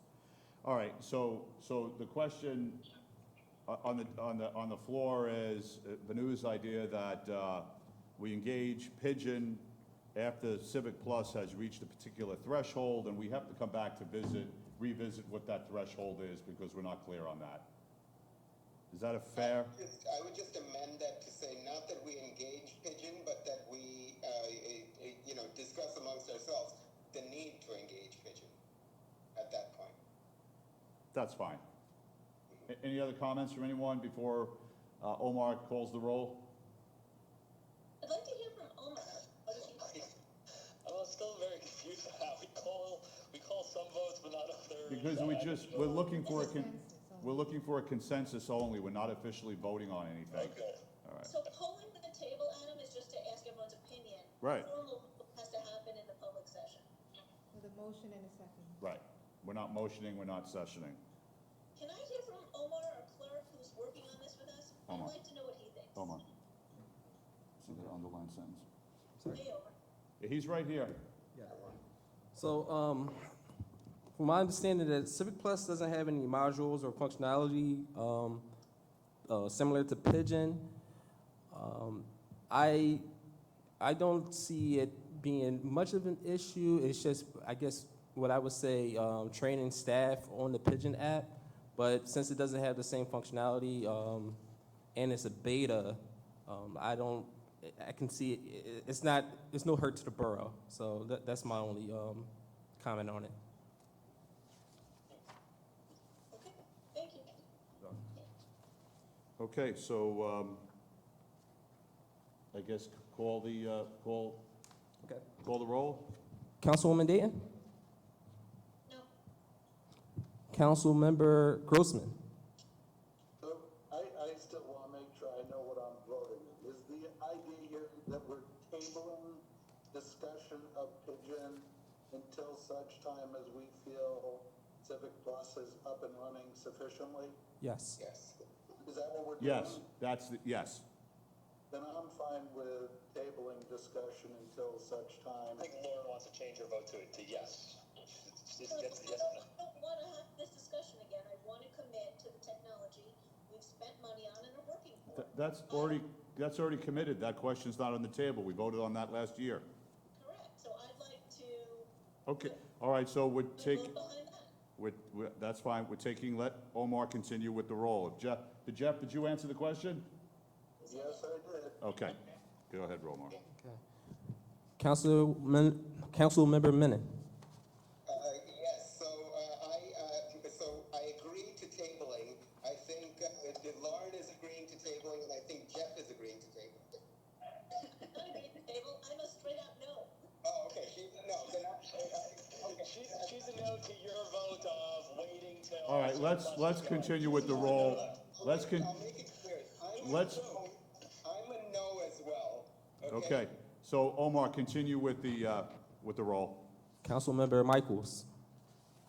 I abstain. I still can't follow the up and down. Okay, What's it I'm called? probably the best off. keep going, Omar. Councilmember O'Connor. Decide a question that's imaginary for the future. There's a term for it, I'm not thinking of it. It's called council meetings. Right. Oh, Councilmember O'Connor. Okay, so I am gonna agree to table with the caveat of what I've said before, what I will say at that time is I will completely agree with my colleagues who've been researching this and doing this for months because I love delegating. So thank you. all right, so Julie, is that a yes or a no? I will table this, but I'm gonna, when it comes to that's a yes for now. Okay. But when it comes to then, I'm not doing anything different. All right, go ahead. Omar, continue. Councilmember Park. Table. Okay, so we'll revisit it at a later date when the website is sufficiently up and running. All right, next item. I think while we're on this, we need to designate Right, as a body 3 people who need to get trained in May. We have to give them 3 employees and dates of training for Civic Plus. You want to discuss that now? no, let's take, that's a whole operational conversation regarding borough employees that are furloughed here, not here. That's, I think, the website committee, we should have a meeting offline to discuss that in detail. Fine, so please, Yeah. was that make a meeting? We or can make that make a meeting. Yeah, because those are, okay. We need to get back to them. All right, okay. Under, next item under old business, department merger. Susan asked to have this on. Susan, you put this on the agenda. Yes, I did. So basically, in the budget, we have, the governing body has already discussed the merging of the rec department and the teen center. All funds from this point on will be charged to recreation. That's where all the funds are for any employees of the teen center and the rec department until the merger is complete. They'll stay there though. Any monies that were charged to teams will be moved over to rec. Just so the governing body knows. Anything charged to what, did she say? Repeat that, Susan. Anything charged to what? So, because the budget was not adopted, it was under a temporary budget. Within the temporary budget, my department was charging payroll and other expenditures to the teen center. Within this budget, there are no dollars left in the teen center because the governing body has decided to move forward with a merger of the recreation department and the teen center, going under rec. Now, going forward, any monies that were charged to the teen center will be moved under the recreation department. So from tonight on, since you're adopting tonight, we will be only charging to the rec department, and no other charges should go through the youth center, just so the governing body is aware. Not going to see that on a bill list going forward. Everything's going to go under rec. Can I just have clarity on this? Sure. Go ahead, Dan. It's a bookkeeping, you're cleaning the books rather than the actual table of organization, correct? No organization has been decided yet. That's the Correct. governing body to decide. This is just, Correct. when you get the bill list next month, there's not going to be anything for the teen center. It will start to go, or the end of this month, it will start being expended through the recreation department, as if it's one big department. Right, so you just, right, okay. Okay. Any other questions about that topic? Lauren has her. Lauren, you have your hand up? Susan, what happens to the teen trust, because it's designated for a specific purpose? that could still be under rec, because Lizette and I looked up, the code, and really recreation has an administrative code within the borough, and we could still leave the trust the way it is. Okay. Any other questions on this topic? No? Okay. Next item on the old business is Roosevelt Monument and Railroad Station. Yes, Councilman Grossman asked. us to be Councilman on the- Grossman asked for this one. Yeah, I put that on. So I know we're doing emergency spending, and the question came up from the Historic Preservation Commission about these two projects for a couple of reasons. Let me start with Roosevelt Monument. Number one, we have a grant on that, and I'm not sure exactly when the grant on that expires or if there's going to be an extension.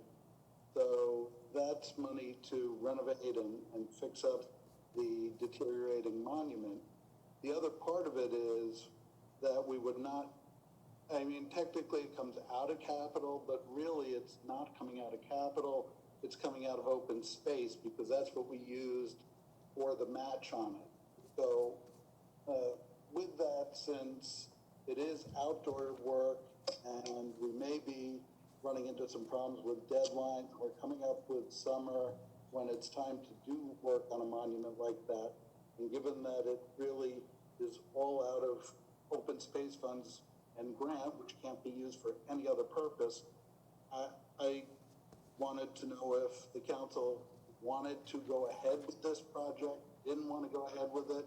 I'm fine either way. I just want to be able to report back to Historic Preservation Commission because they'd be the ones ultimately reaching out to the professionals who do the work on the monument, and either they reach out to them sooner or they don't reach out to them now. So I'm looking for guidance on this, for general consensus one way or the other. Hold on a second, Lizette, hold on a second. Lizette wants to weigh in here first. Yeah, just to give some background on the monument grant. The grant award period was from August 1st, 2018 until August 21st, 2021.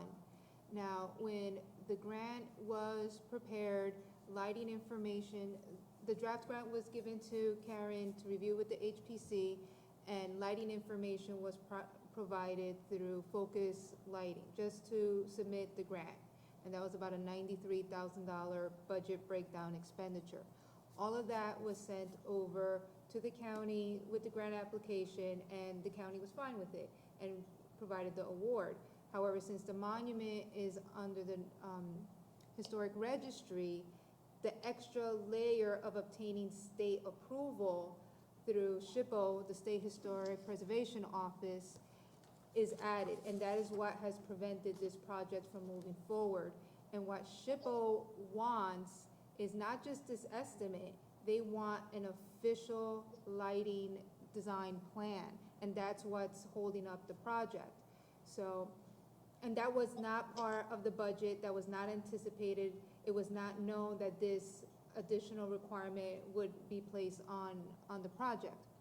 So the two parts are, number one, there's no funding to pay for an official lighting design. And that lighting design, once SHPO looks at it, they could say, it's great, move forward, or you can't do this way because the light will hurt the monument, or whatever the case may be. So that is a hit or miss. If, I was speaking with the grant writer this afternoon, and I said, well, what if, in order to just get this project done, there's an important anniversary coming, we don't want to jeopardize losing the funding, what if we just take the lighting element out and work on the landscaping, and most importantly, preserving the project, and then that way the State Historic Preservation Office can just issue the approval, because those other components are not holding up the project. And well, I was advised that is possible. First, a change of scope would need to be provided to the county, because that would affect the grant award. And then once that confirmation is done, then the borough can move forward with submitting the plans for state approval, so that way they could okay it, and at least the monument can get some really badly needed restoration. Right, so to that, number one, I thought that there already was an amendment to the proposal that was submitted and approved by the county for the design element of lighting. Because I thought that's what Karen worked on, that's what I understood was sent, and that's what I understood was approved. That had to be done, and to say that the delays go to SHPO and all that, that had to be done because the original grant proposal anticipated lighting and other features, but did not anticipate a design for it. And that had to be added in, and that was part of the problem. So really, it goes back to the original grant as it was written was problematic. Well, the grant, All of that aside, do not, just let me finish. Either we're going forward or we're not going forward. Monument is, as you said, deteriorating. It needs work. Either we're going to do it or we're not. That's my question. Sitting there pointing fingers or trying to make counties, state, grant writers, HPC look better or worse is not the solution. The solution is to decide what we're doing, and either they're going forward and we make everything happen to allow them to go forward. We help them because HPC is a bunch of volunteers who are struggling to make this happen without very much guidance from our professionals, or we can the whole project. It's one or the other at this point, but to string it along is cruel. So what do we need to do to? well, That's the question. Well, the Mayor, that's question- the question that HBC and I have been asking for a long time to get this moving, and there really has not moved. the amendment to We pay the for scope, Mazer to help? the amendment to the scope that was submitted, I think, January or February, was to incorporate the cost of the lighting design.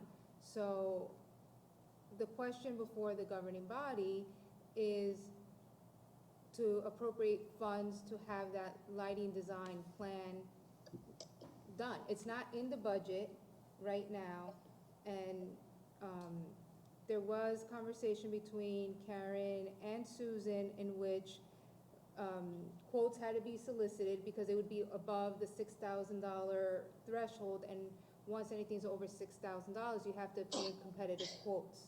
So that And is where, Karen has solicited those bids, and that was months ago.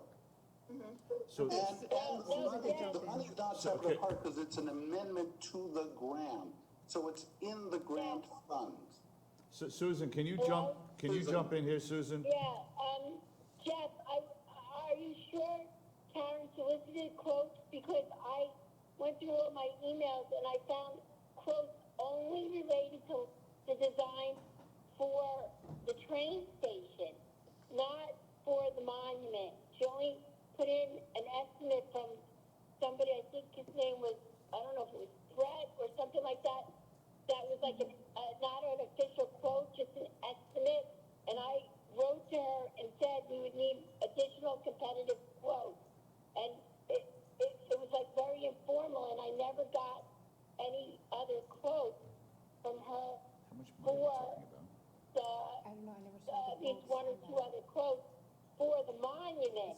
Has to be over Maybe 6,000. she thought the same quotes that were used for the train station could be for the monument. I don't know, but I went through all my emails. I didn't see anything come in from her for that. No, but I'm meeting with them virtually on Thursday. I will ask that pointed question because I believe she did. Okay, I have a Or question. you could ask her. I have a question then, Lauren. Jeff and Susan, how much money are we talking about here? Well, I think that said the estimate for the lighting was 90-something thousand. Is that right? Is that? No, that was what was submitted with the grant, like, if the project was moving forward, this is out of whatever the grant request was, 93,000 was for the lighting component, and then whatever the balance was is for restoration work. But the quote, I do not know what it is, I just know it's above the $6,000 threshold, which triggers the statutory requirement of obtaining competitive quotes. But it could be $6,001, or it could be $26,000. I haven't seen that. So let me ask the question a more simpler way. We have the money to pay for all the substance of everything, and all we need is the money to pay for this lighting plan, is Yes. my understanding. Is that what we're saying here?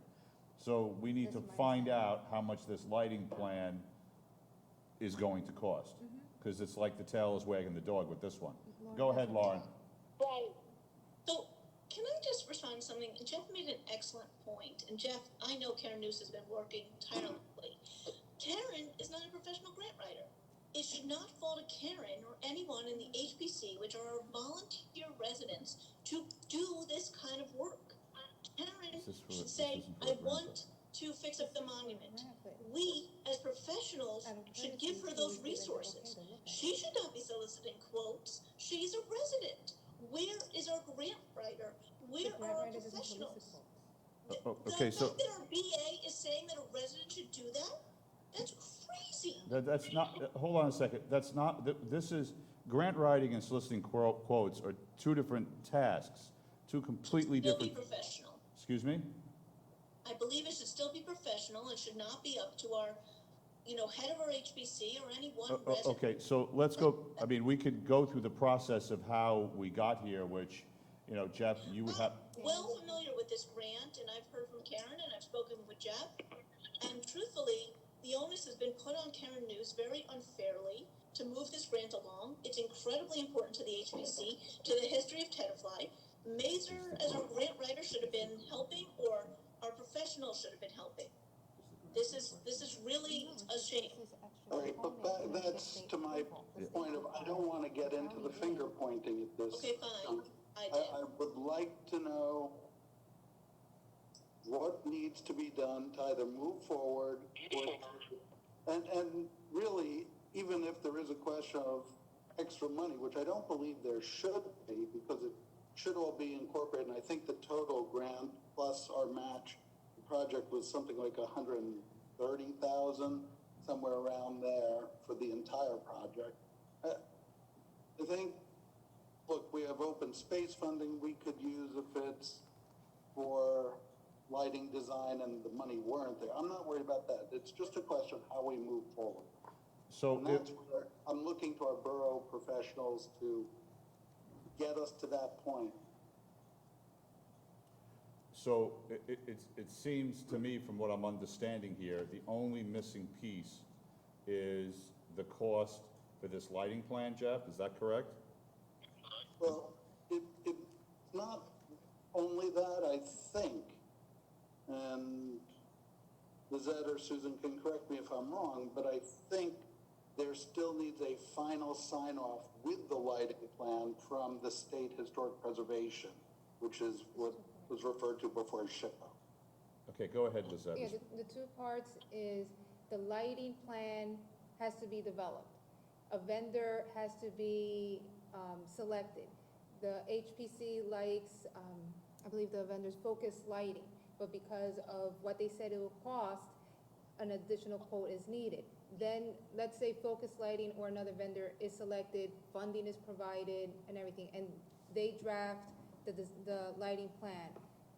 That goes to SHPO, then that puts a 30-day comment and review, and SHPO can come back and approve the lighting design or tell them they have to go back to the drawing board. Okay, so letting approvals for aside, because we have no So control over that. SHPO is much Right. later. Right Right. now is the So what's lighting the- design firm. So- Finding one, there is getting the official quote from Focus, because like Susan said, if I'm not mistaken, is that she was given just a target number, saying it'll cost this much, not an official quote. And then getting at least one more competitive quote, because it's required for us to prove that to our auditors. So does it make sense for you to reach out to Karen Noose and simply, whatever quotes she has gotten, that she can turn that over to you, and then you and Susan can figure that out, and so we can get the quotes together and move this along? I mean, what else do we need to do? Is there anything else we need to do, Jeff? Is this just about Susan? gathering quotes and the council decides to spend the money after we have the numbers? That's it. Okay, so we'll do that. We'll reach out to Karen Noose directly and find out whatever details she has, and then we'll move it along. All right, so the second half of this is a similar but hopefully easier discussion about the railroad station lighting. There are quotes. Again, I know we're doing essential spending, And again, there's a grant out there that I believe the county did give us for the lighting, a matching grant. And ultimately, my understanding is that when we went for that grant, and anyone on the council can correct me if I misunderstood, but I thought we were using the money that the tenant had put up for capital improvements, and we were trying to match against that to increase the amount, and then use that for a lighting project. We already have quotes on that.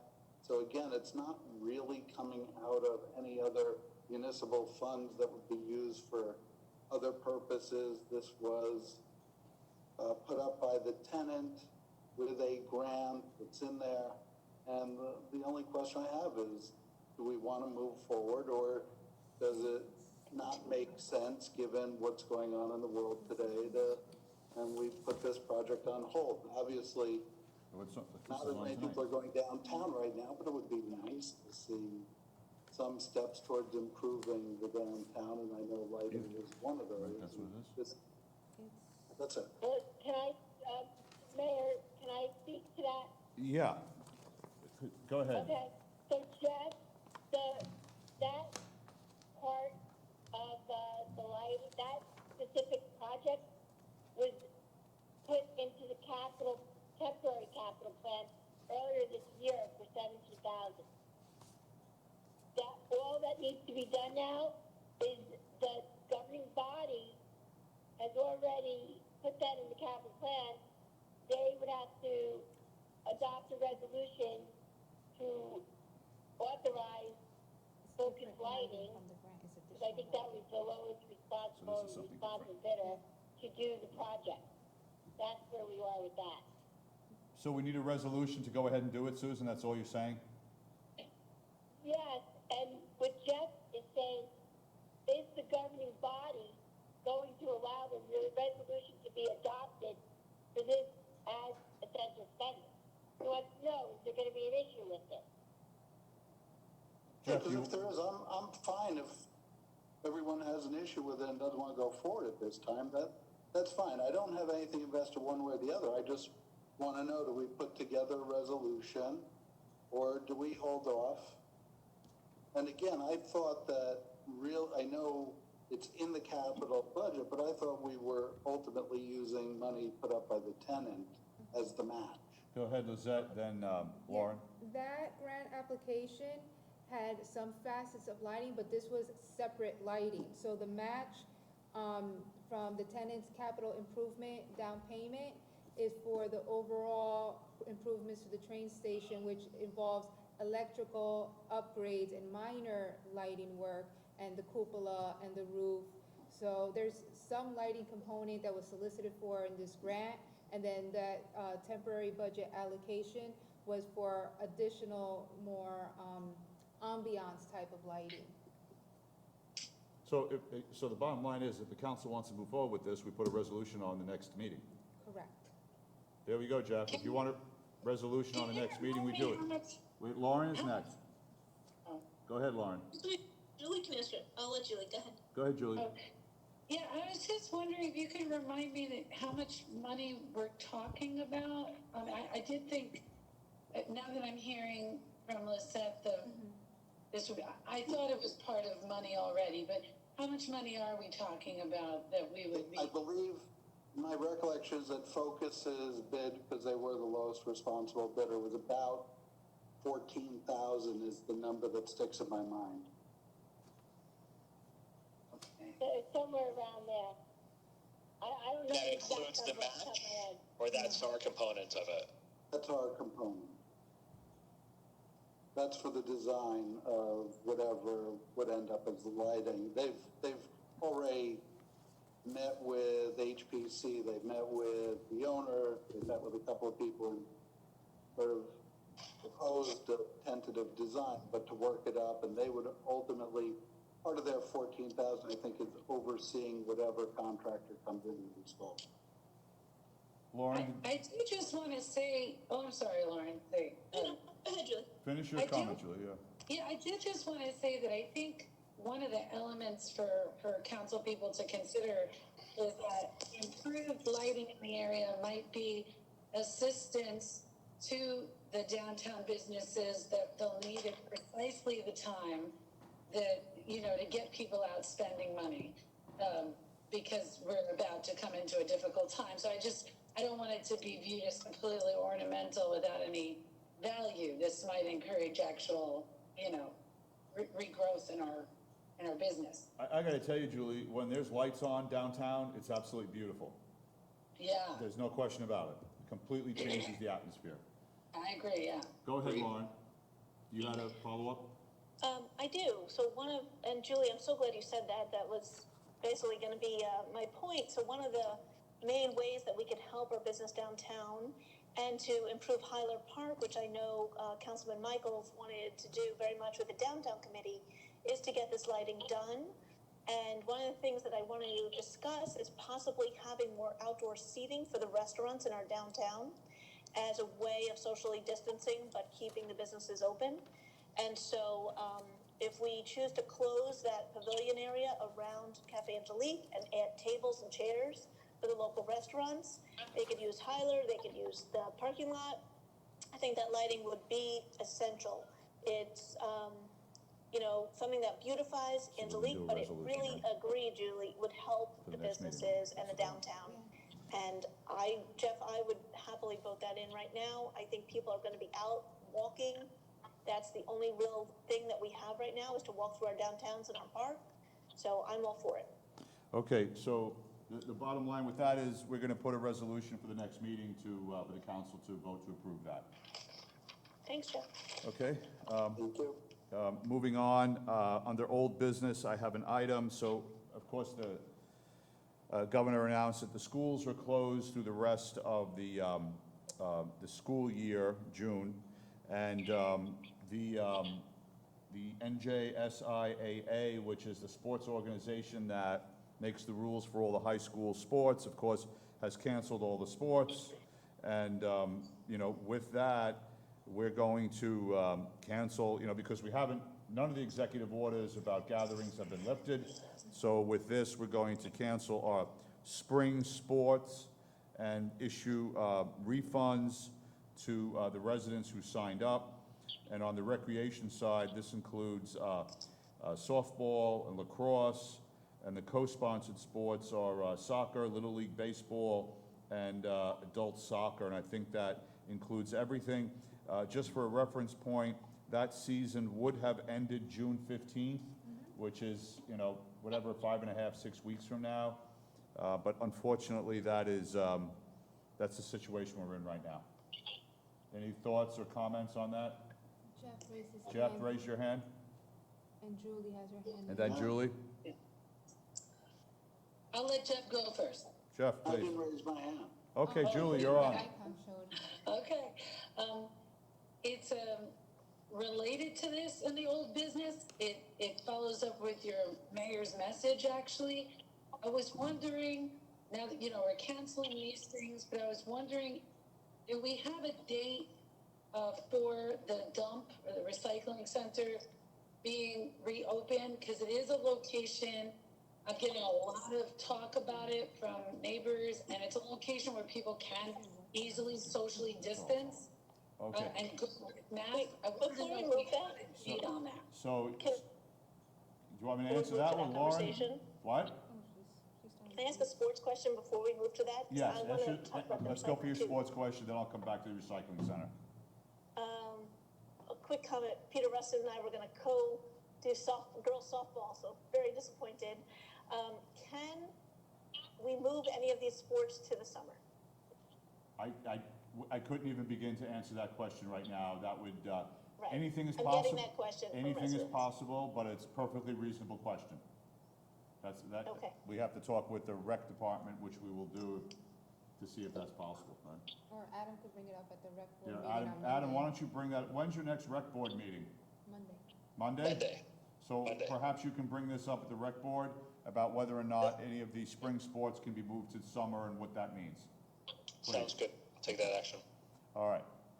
Back to you, Julie. I'm gonna talk about that issue under committee reports, but I do have an opening date for the recycling center. Thank you. You're welcome. Okay, if there's no other old business, I'll entertain a motion to adjourn this Wait, I have meeting. new business. Pardon me? I have new business. New business here? And we don't have it on the Yeah, agenda. I have stuff for discussion. Okay, what is your, we don't have it on the agenda, but what is the item? That's in public. Is it in public? That's in public, or that's in the work session? It's a work session. The work session. New business in the public New is for business at the very end. legislative. Yeah, new business, okay, hold on a second. New business in public is for legislative action. If you have new business you want to add to a work session for the future, tell us what it is. I do. So, I have a couple things. The first is this idea of the closing near Cafe Angelique. We had that test pilot program. It still hasn't been done. And I would like to propose that the council move forward with that test project to close down the streets in and around Cafe Angelique and possibly create this pavilion for outdoor seating. I want to know what everyone thinks about it. It has to wait till after COVID. Say that again? That has to wait till after COVID, because police have to be involved. Yeah, so We don't have full police force. this is a project that we've all essentially agreed on, that was simply temporarily halted. The police chief was already involved in gathering all his different data points about the lights, et cetera, et cetera. And then we got interrupted with this COVID stuff, and it changed our policing and DPW staffing levels. So we can report back at the next council meeting, we'll have a better sense of when we can get that re-engaged and where the chief is in his process. Can we ask the chief what he thinks about putting tables and chairs over there? Absolutely. We meet every morning at 10:30. I'll bring it up tomorrow morning. Okay, trying to help downtown. Yep. The second thing, I believe this is in correspondence later about the liquor licenses. Mark, you want to talk about that later? That is Still? that's in the public meeting, correct? Yes. Right, so we'll talk about that in the public meeting. The third is the idea of offering COVID-19 testing for our residents. Okay, This is being done by private labs. Some of the surrounding towns are doing this. What they're doing is they're setting up. just got it. Exactly, Adam. Amazing. They're setting up a lab in which residents can sign up to get tested. I know that numerous residents, after seeing Bergenfield got it, called me today and texted me today. right. I would love to get So- this set up. How do we do this? So we've if been- anyone's interested. We've been working on this for about 3 weeks now. We've spoken to Great. we've spoken to a couple of different companies. Lizette has reached out to Bergenfield, and we've learned who that vendor is, and we're going to talk to that vendor and find out all the details that entails. Sometimes the vendor requires that we have a healthcare professional here, sometimes we don't, I believe. It all depends on the vendor. It gets charged to people's insurance, and there's questions about how many times in a month you can charge your insurance for this sort of thing. So that is in the midst of us figuring out how do we make that work successfully. Do you know if they're testing antibodies or just testing virus? No, not antibodies, just the virus. For the antibodies, still you need, and correct me if I'm wrong, you need a prescription from a doctor to do that. Correct. This is just for whether you're positive or not positive.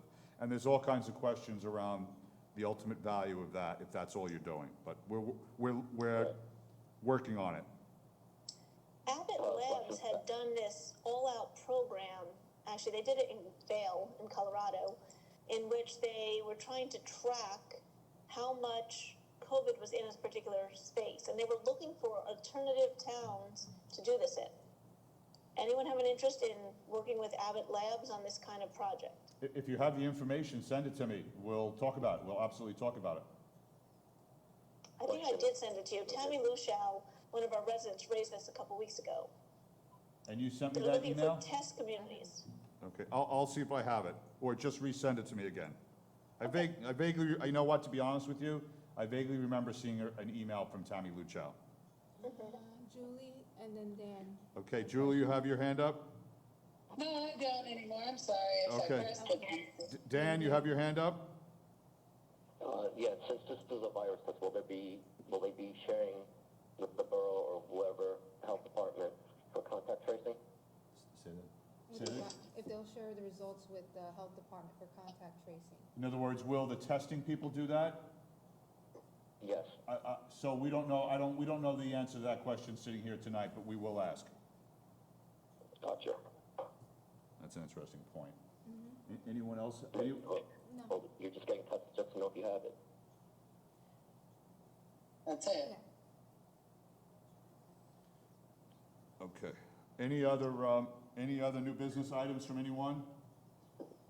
Okay, can I get, please get a motion to adjourn the work session? Sure. Second? Adam? Second. All in favor? Aye. Okay. We're ready to go right to the public meeting? I know Christine Everron's on and Mike Greeley's on as public, members of the public. Christine, everyone is here, Mike Greeley. Okay, I'm gonna go right into the public meeting, everyone, okay? Yep. In compliance with the Open Public Meetings Act, PL 1975, Chapter 231, the notice requirements have been satisfied. Meeting dates for the year are confirmed at the annual meeting, are posted on the public bulletin board in the lobby of the Municipal Center, and published in the record within the first 10 days of the new year. Copies of all revised or additional meeting notices are sent via fax to the Record, the Suburbanite, and Northern Valley Press, and are posted on the public bulletin board in the lobby of the Municipal Center. Salute to the flag, please. I pledge allegiance to the flag Of the United States of America, and to the republic for which it stands, one nation, under God, indivisible, with liberty, justice for all. Okay, cover roll call, please, Omar. Councilmember Dayton, She was putting her headphones. Councilwoman Dayton. Here. Councilmember Grossman, Here. Councilmember Menon, Here. Councilmember Michaels, Present. Councilmember O'Connor, Here. Councilmember Park, Here. Mayor Zenna. Here. Lizette, any revisions to the agenda?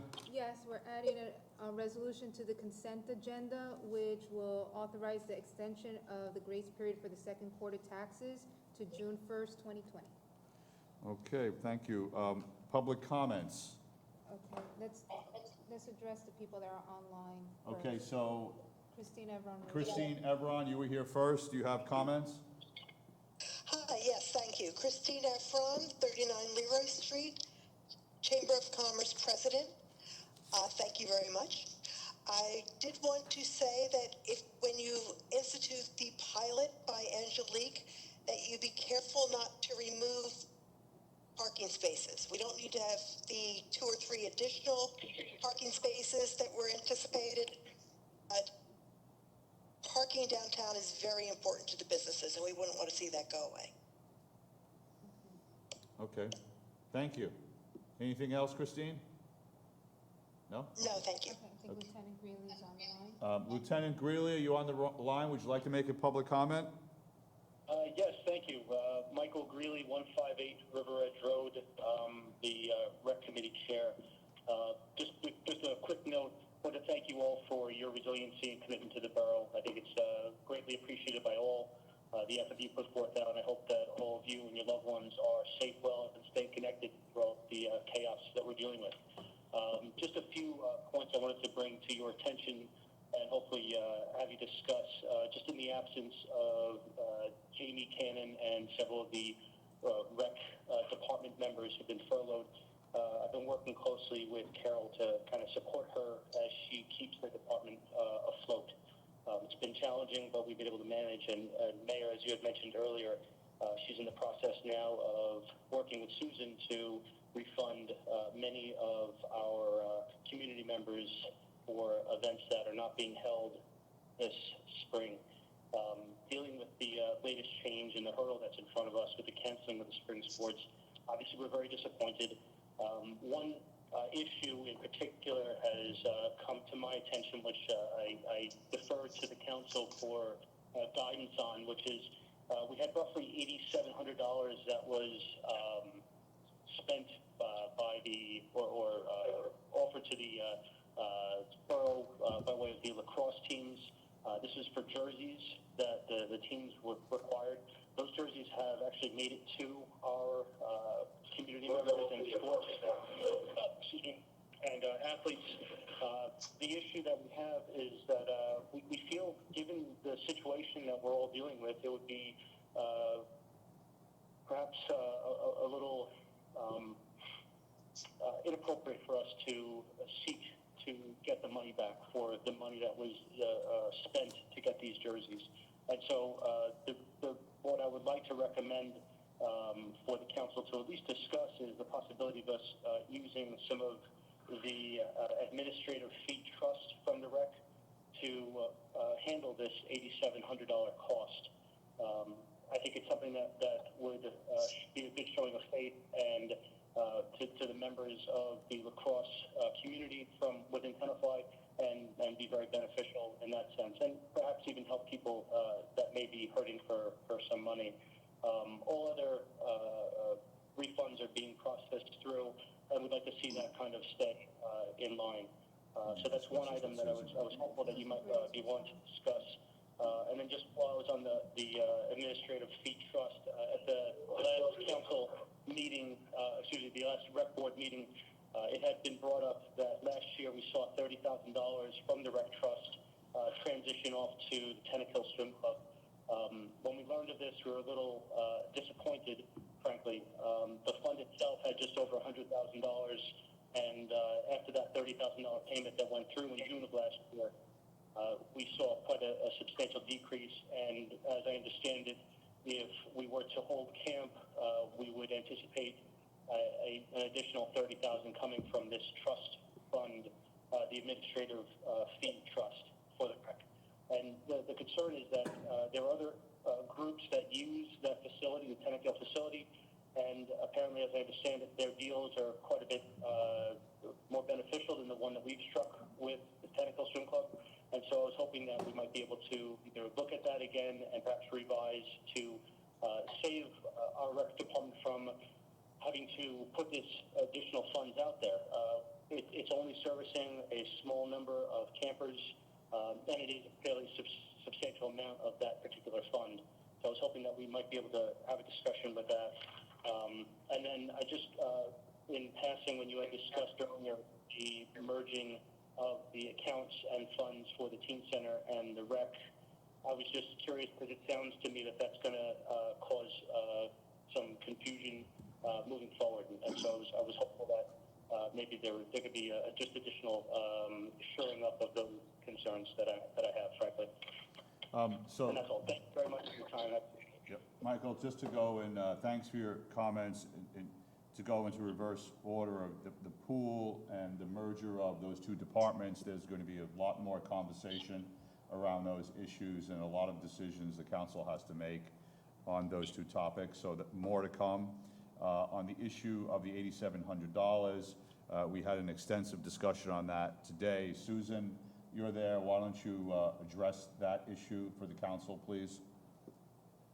Okay, so I reached out to our auditors, discussed the $8,700 because that would not be able to come out of one of the trust accounts because the money obviously was spent to purchase those uniforms. It was probably an issue that we were sitting on the fence with because, you know, obviously sometimes you purchase things and then you can't return them. But in this situation, we felt that if the governing body adopts a resolution, then yes, we could refund the money from that trust account. However, if lacrosse takes place next year, somebody could use the uniforms from this year. Every person on the team, whether they buy a new one or has one left over from last year, should be paying for a uniform. So not that some people would buy new uniforms next year and pay for them, and then some people, if their child still fits in the existing uniform, they either pay the money for a uniform or they get a new uniform. Because it wouldn't be fair for some people to have to shell out the money for a uniform and others not. So are we refunding the money? And I want to make another point. Michael brought up the point about the $30,000. Michael, just so you know, the $30,000 is really, it's 30,000 and 30,000, which 2020 and 20. So one year we didn't, that payment was postponed. And yes, possibly if the swim club does open and the governing body decides to utilize it for the camp, and the rec department decides to utilize it, that would be the amount to pay for this year. However, as far as the money being depleted from that trust account, those are administrative fees that are collected from the rec department, and then we have to use the governing body has to use their discretion as to where they're going to get the funds from. And there was two choices. One choice was to add it to the operating budget, and the second choice was the first choice really, was to utilize it for fees that have been collected over the years that have been sitting there, and that was the most optimal usage of paying for the amount that we agreed to with the swim club. As amended. And that decision really isn't really, that decision was made with the auditors, presented to the governing body. And, you know, as I said, it's really not up to the rec department to determine where those fees go, because it's monies that have been collected from their administrative work. So their fees come in from the trust and from their operating budget. So they could suggest that they use some of those funds. So it's really there to be viewed and then look at where's the most beneficial use of those funds. And I certainly, Mr. Mayor, if I can just follow up. Sure. I appreciate the information. I think the concern is that, you know, the account had built up to a fairly sizable amount of money, and certainly over the last several years, I think there's been a collective vision for Tenafly, certainly amongst the council, to try to be more judicious in how we spend the monies that we've been able to accrue. And here in this case, we had over $100,000 in place that we had accrued over however many years of getting the $18 administrative fee per program applicant. And so that $18 over that period of time built up into quite a sizable sum of money. And within, as you say now, 3 years, in 3 years' time, we've lost out on more than half is what I'm anticipating now. And so if we were to carry this on into the next couple of years, we're going to entirely deplete that fund. That fund, as I also understand it, helps pay for the online applications through our community pass, and so $3.50 for every community pass application goes to from that fund to the organizer of that website. And so, you know, there are obviously other areas where this is drawn from. I understand that. I just feel that we have a certain population that's able to access the benefit of that money, but it doesn't correspond with the ratio. You know, so we have so many people that are involved in sports throughout the year, and we have X number of campers, and it seems that only those campers for 4 days a week for 2 hours a day, 25 campers at a time for 1 hour, 25 campers at a time for a second hour for 4 days. So just to be clear, 4 days a week during the summer for 2 hours a day, and we have 50 of our campers that can access it. That is a tremendous amount of money, and I don't think that the value is there. And of course, you're right, it's not for me to say, and that's for the governing body to decide. But I think it is important that you have this information and that you can make an informed decision moving forward, so we don't see this fund depleted entirely and perhaps be, you know, in a position in a couple of years where we wish we had extra money that we could allocate for recreation in town and it not be there. No, you've raised You know very valid points. That is agreed. It depends on the lease arrangement that is made with. Yeah, look, Susan, let's not, Susan, Take into consideration, yes. Susan, we don't want to get into a whole discussion about the pools at this point and the leases. Okay. Okay. All right. Any other public comments? Thank you, Michael. We appreciate it. Well, thank you all. Okay, I have 2 items. There's no one else online, but under this remote meeting setup, members of the public who cannot join online did send me emails to read into the record. So permit me, as I read one, even though a decision was made, just because I promised them it'd be read into the record. This is from Joseph Kim, the property manager of 26-28 Washington Street Properties.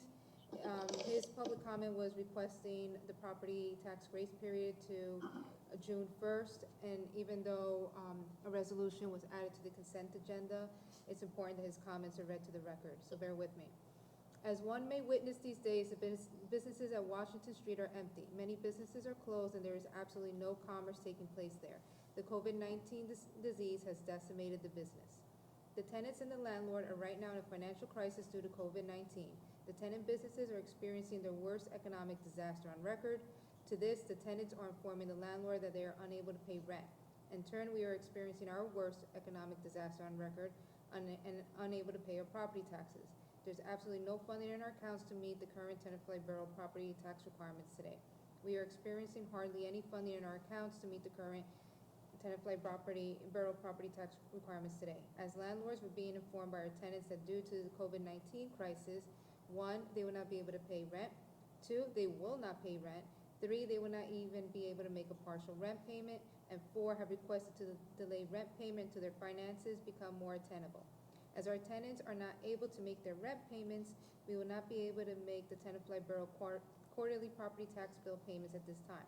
The governor of the state of New Jersey has provided the option to extend the property tax deadline to municipalities to provide some assistance to business residents of Tenafly Borough suffering through these difficult times. It is our understanding that Tenafly Borough Council have decided not to extend the property tax payment deadline to June 1st, as the New Jersey state governor has provided the option to municipalities. Mind you, this was sent on Sunday. We were confident that the Tenafly Borough will adapt to more forthright property tax payment policies for its business to help rise out of this miserable state. But the decision not to extend the property tax deadline to June 1st is a mistake. The Tenafly businesses are genuinely suffering economically. I believe that the council should provide all the help and assistance to the business citizens as best as possible. One simple help is to provide the option as directed by the New Jersey governor. Unless the council has better method for assistance, the council should provide an easy 1 cent from above, extend the property tax deadline to June 1st. We do not want to be default or delinquent in the payment of the township property tax bills, but without any funds coming in, we will not be able to meet the current requirements. As the economic conditions worsen due to COVID-19, we as the landlord will face more business difficulties collectively, even more than our tenants individually. To help the property owners, merchants, and tenants of Tenafly at this difficult time, 1, extend the property tax grace period to June 1st, as the New Jersey governor has provided the option to the municipalities. 2, do not charge late property tax payment fees for partial payments. We are experiencing our most difficult economic times in USA history due to COVID-19, and we need help. We understand that federal assistance may be on its way, but that looks like it'll take some time before it reaches any businesses to help on time, certainly not by May 11th. The extension of the property tax deadline will help us tremendously in these difficult times. Our tenants are suffering through this unforeseen virus disaster, and we want to be able to extend a hand to them. However, for us to be able to extend a hand to them, we need the smallest leeway to do so. So please extend your hand to us, so that as a community together, we can help one another to get over the hard times that have landed on us. We hope to hear back from council soon with some good news of that disaster assistance. That was from Joseph Kim. You have a second one? Yes. So I will email Mr. Kim and notify him about the resolution. Correct. Thank him for writing in. Yes. That was a very nice email. I mean, unfortunate, but great detail. The second one is the one Councilwoman Dayton alluded to. This is from Tommy Damaris, the owner of the 131 Club in Tenafly. To whom it may concern, we, the 131 Club, that opened up 2 weeks before the coronavirus hit, are asking you to consider our request for the town's liquor licensing fee to be waived at this time, please. We are struggling, and this virus took a great toll on us financially and continues to do so. We've been doing our part and donated hundreds of meals to Englewood Hospital, as well as meals to Tenafly Police, Tenafly EMT, Tenafly Fire Department, Presco Police, Presco Fire Department, Bergenfield Urgent Care, and numerous others. Although we are struggling, we realize that we're all in this together, and that is why we have been donating hot meals to these local heroes. We would never ask if we didn't desperately need the help. We thank you kindly for your consideration. Tommy Damaris. Now, When do those fees due? okay, so one of the executive orders, normally the liquor license term runs from July 1st to June 30th. There was an executive order which extended the license term to September 30th. So in an average year, any other year, I would have already sent notices out to the liquor licensees to let them know you have to file your taxes with State Division of Taxation, the sales tax to get your tax clearance. The fee to the state is $200, and the fee to the municipality. We have 2 club licenses, that's the JCC and Elks. Their fee as a club is $150. We have 4 liquor stores, their annual fee is $1,650. And we have 10 restaurants, their fee is $2,000. Municipalities can charge up to a maximum for restaurants and liquor stores of annual fee of $2,500. And these I'm fees sorry, can you just say that slower? I just want to take note. So the club fees to the town only are are how 100, much? 150 And the 4 liquor stores to the town? is 1,650. And the 2,000 Is for the for- restaurants, that's just the municipal fee? Yes, the state fee is the same no matter what type of license you have, that's $200. Okay. And these fees are set by ordinance. So, in doing the math, the total that the borough receives in renewal fees, assuming nobody, is in default and making payment, is $26,900. Of that, $20,000 is from the 10 restaurants. So should we put this on a work session for discussion? Because they don't have to pay till September now? The ABC, which is the Division of Alcoholic Beverage Control, says if you can, renew now and process everything. Don't wait until August to do it. They're giving them the 3-month leeway by extending the license, but they're encouraging licensees, if they can, do it sooner rather than later. So if I log on now on the state system and I see, ABC Restaurant has submitted their application and their state fee, then I would be in contact with them to let them know the municipal fee. But I chose not to contact anyone knowing that we would get this request in instead of doing double work in case the governing body chose to take any action, and if so, Okay. whether it be a blanket action or pertaining only to restaurants or restaurants and liquor Okay, so stores. does the council want to put this on the next work session to discuss? Yes, Can I Lauren? comment? Pardon me? Can I comment? Of course.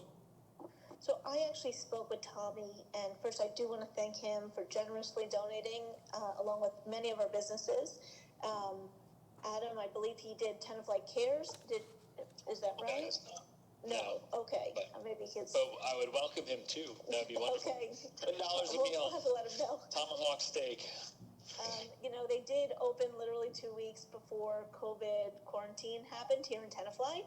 So they're finding ways to give back, of course. And one of the things he suggested is that the $2,000 fee for the municipal license could be another month's worth of rent that he doesn't have to close.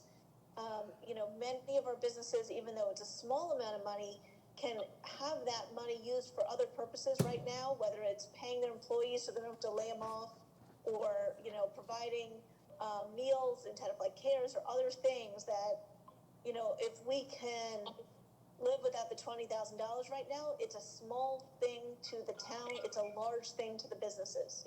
So I would like to propose we put this on the next session. Okay, so let's put it on the next work session. And I'll let Tommy know. That, we'll put it on the next work session, right? Okay. Does anyone else want to weigh in, or just me? Any other comments? Does anyone disagree with Lauren? I think everyone agrees with you, so let's take the win and go with it. All right, And that's it for public comment. and that's it for public comment. Can I get a motion on the consent agenda as amended, please? So moved. A second? Second. Omar, please call the roll.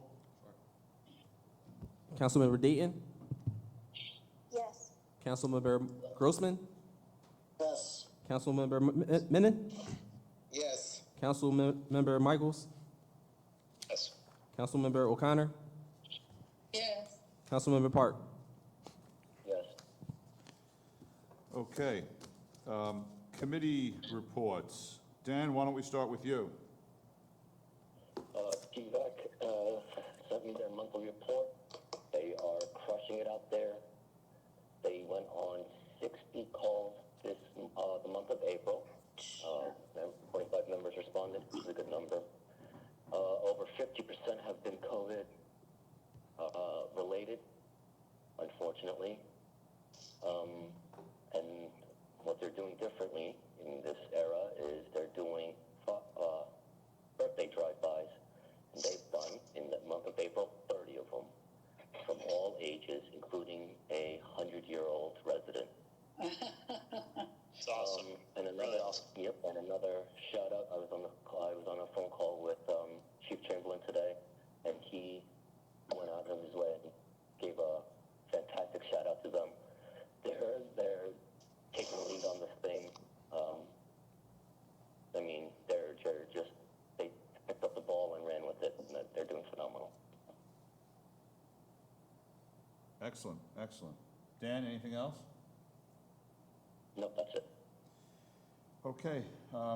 Vanu? Two meetings, virtual meetings. The first one was the senior center. It was an informal meeting where Michelle, for the first time, we saw her after quite a while, and she looks good. She discussed the dinner program, the volunteer program for grocery shopping for seniors and others, and about teachers doing virtual Zumba classes and other kind of classes. There was a discussion about wanting to offer the 12 instructors that the senior center has a certain amount of money.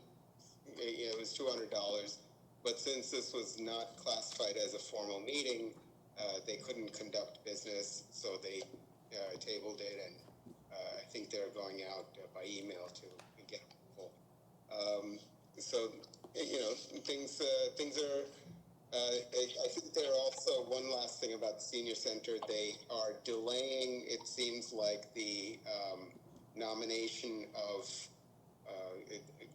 future board members until such a time as they can get to it with the current situation.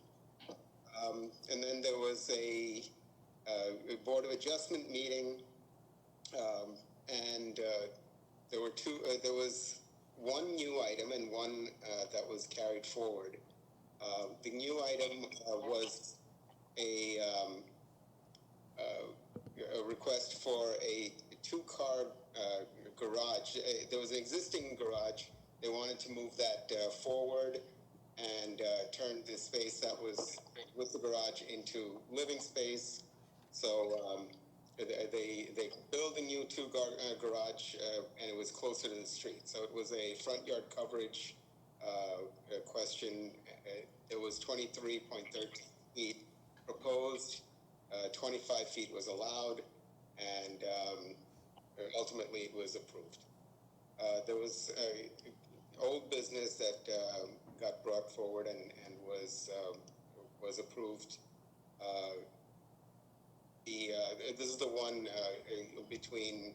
It was the situation that was being. There was concern about whether it might go into further litigation. So aside from just saying that they approved it, I'm not really going to go into anything further. Anything else, Vanu? No, that's all I think. Okay, thank you. Adam? Yeah, we had a downtown committee a week or so ago, still focused on the three key areas, so I really appreciate the whole team. I think there are 7 really dedicated members looking at some of the specific near-end stuff, and Councilwoman Dayton helped us with some of the Highland Park things. A second piece around marketing and just making sure that we're listening to our residents, and then a third on some of the longer-term planning. Lizette is helping us get these tax maps, which I know we're still waiting on. You don't understand what we actually own as a town, it's difficult to think about long-term planning. So hopefully we'll get those tax maps soon. So just big thank you and shout out to the downtown committee. I know there were some questions that some people had on Tenafly Cares. Yeah, pretty amazing. Really, this triple threat of amazing residents. So residents and members of the community have donated actually over $60,000 to Tenafly Cares. The number is just magnificent.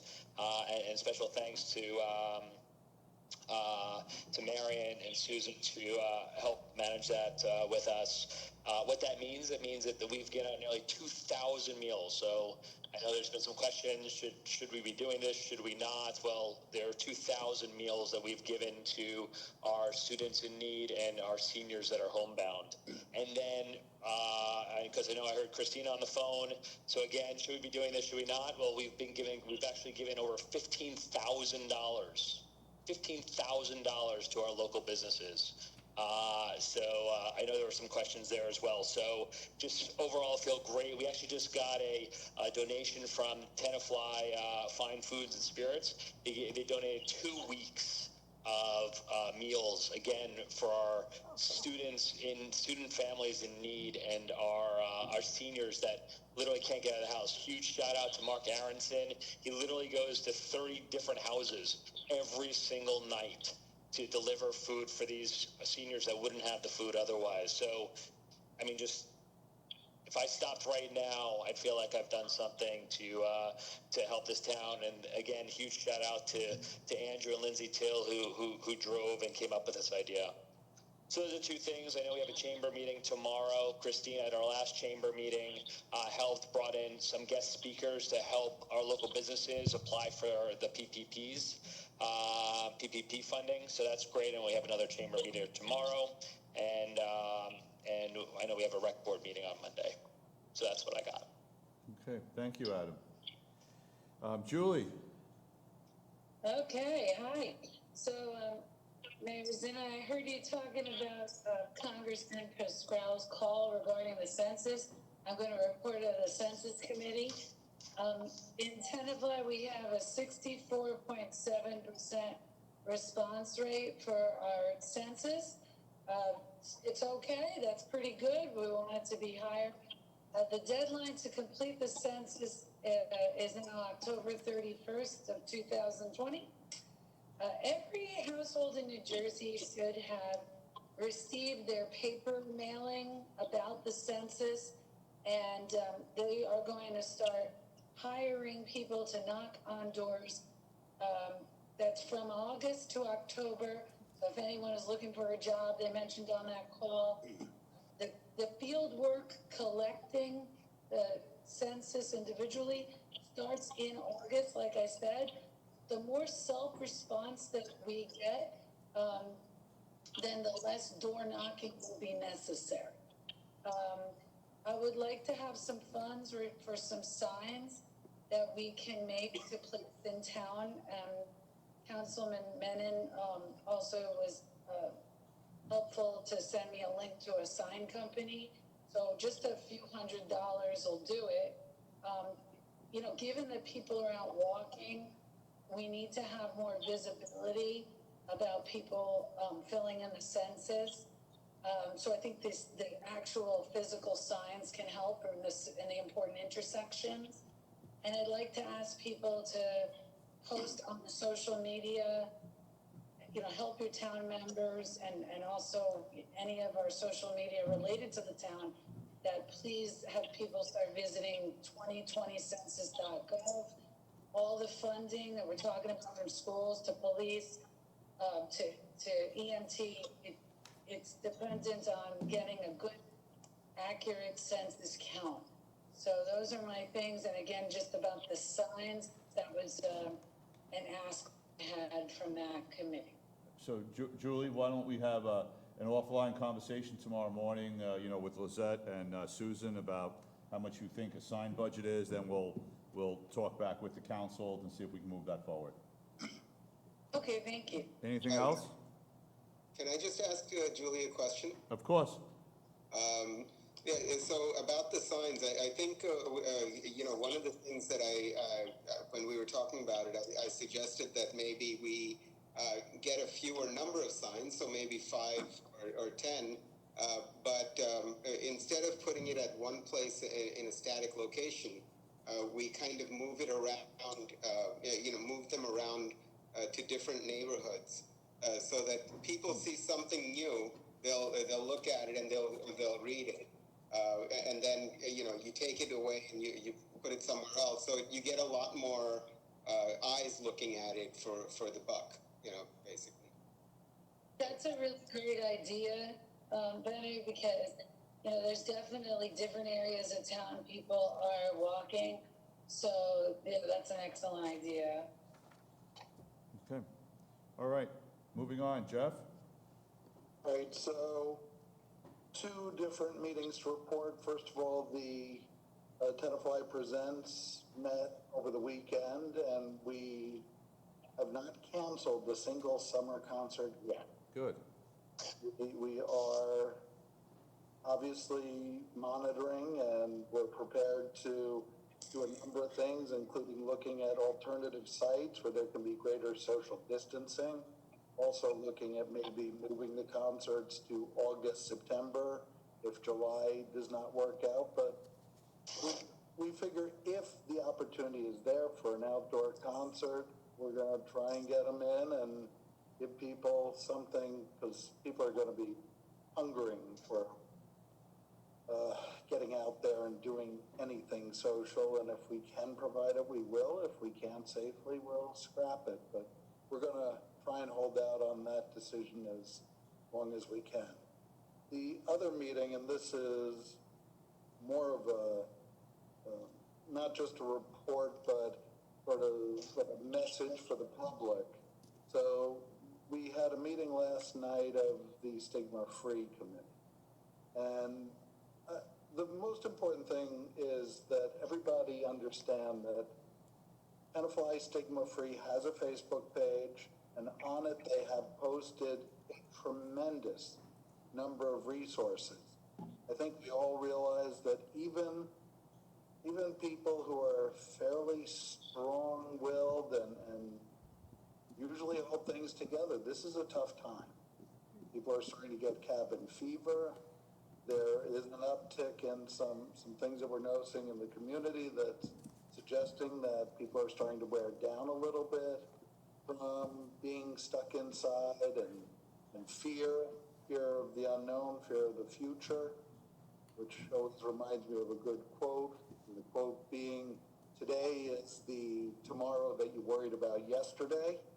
And so we are at that point. But I urge everyone, even if you think you're coping well, go to the Stigma Free website. If you need the link, it is on the Borough webpage. It's at the top of the Borough webpage. And look at some of the resources. The resources are for all different ages, all different situations, what you might be feeling, whether you're feeling fear, depressed, just cabin fever. The committee has done an awesome job at putting together so many different resources, and they are continuing to update it as we find new resources. It's getting added, and I can't thank that committee enough for the job they are doing. So that is my report. Jeff, you're really spot on with the Stigma Free. I mean, over the past few days, we've had a real uptick in domestic violence incidents in residents' homes, significantly more than we ever experienced. And there was a suicide attempt, so people's emotional states are becoming more and more fragile. So, Jeff, your points were 100% spot on. Thank you. Anything else, Jeff, or those were your 2? That's it. Okay. Lauren, please. I'm going to end on a positive note, but thank you to Stigma Free for that, and thank you, Adam, and everybody on Tenafly Cares, because that truly is reaching people right now who need it. But we're going to do one more thing to try to help our community. We are going, I shouldn't say we, the Tenafly Nature Center and Shake, Rattle, and Roll, which is a dueling piano act with Mark Weiser, are creating an event called Brunch with the Birds. This will take place on Sunday, May 17th. Shake, Rattle, and Roll is going to do a dueling piano outdoor concert in the Nature Center without a crowd. It's going to be live streamed.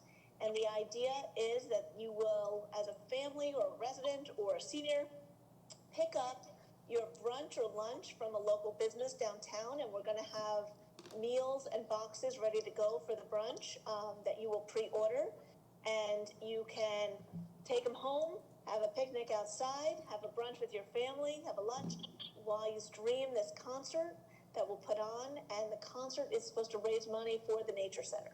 So we're going to support the businesses, we're going to support the Nature Center. We hope we get lots of crowds. So I need all 6 of us to help promote this. I've been in touch with all 45, as many as I can, businesses. Some of them I didn't get through, but if any business wants to participate, please reach out to me or to the Nature Center. I've spoken to many business owners that aren't restaurants, so if anyone wants to find a way to raffle something, let us know. But we are hoping for a large community event on May 17th. And that's all I have. That's all you have? That's really cool. That's great. That's wonderful, Lauren. Yeah, so Wonderful. we need help with promotion, social media. I'm trying to get as many different restaurants involved, so that on that day, Tenafly is giving back to its restaurants, its downtown, and most importantly, the person running it is the Nature Center. Wonderful. Great. All right. I'm going to just make a couple of comments here rather than on the mayor's comments. We're working on, for the past 2 weeks, ongoing process for what we do for reopening up Borough Hall. I've mentioned previously plexiglass windows. Some of the doors are going to have coded keys on it, so only borough employees can go into the rooms, where right now members of the public can wander wherever they want. We've made some of the doors Dutch doors and things of that nature. We'll probably have a locking mechanism on the exterior door of Borough Hall to reduce or control the traffic coming in, and we'll keep secondary doors locked going forward. So that whole process of reopening is going on. Julie, you brought up the issue of the recycling center. We're going to reopen the recycling center starting Friday, May 15th, based on its normal operating hours.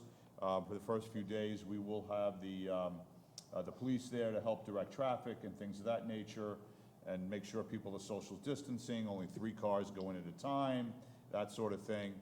So May 15 is for that. And I'm going to announce that to the community tomorrow in terms of one of my messages to the community.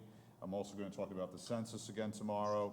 And I'm also going to talk about Suez is doing work on County Road between Highwood and Jay, which they're probably starting on Thursday this week. And they'll be there a few days, so everyone knows there'll be a detour around the block. They're replacing more of the water mains there. All right, that's all I have to report on with that. So now we're going to go into the public hearings. Sorry? May I ask a question, Mark, about Suez? Of course. You know, when they first came out and met with us, they said that none of the mains in the town needed to be changed. They said that they were all perfectly in good shape. What happened? What's the change? I guess they weren't as perfect as they thought they were. But we accepted what they said. Now, what more are they telling us that we shouldn't accept? Well, I mean, you raise a good esoteric question, a good point. We can ask them that question. Mr. O'Connor, I'll ask him that question next time I speak to him. I mean, I'm just saying this is something that, maybe the residents should also be aware of. They're telling us, they're representing things to us, where they're not necessarily being forthright. Well, I can reach out to Kevin O'Connor tomorrow at Suez. He's their community relations person. I'll ask him that question. I'd like to know the results of what they found in the pipes they removed while you're asking. In terms of the water mains? Yes. Okay. All right. Any other questions on my comments?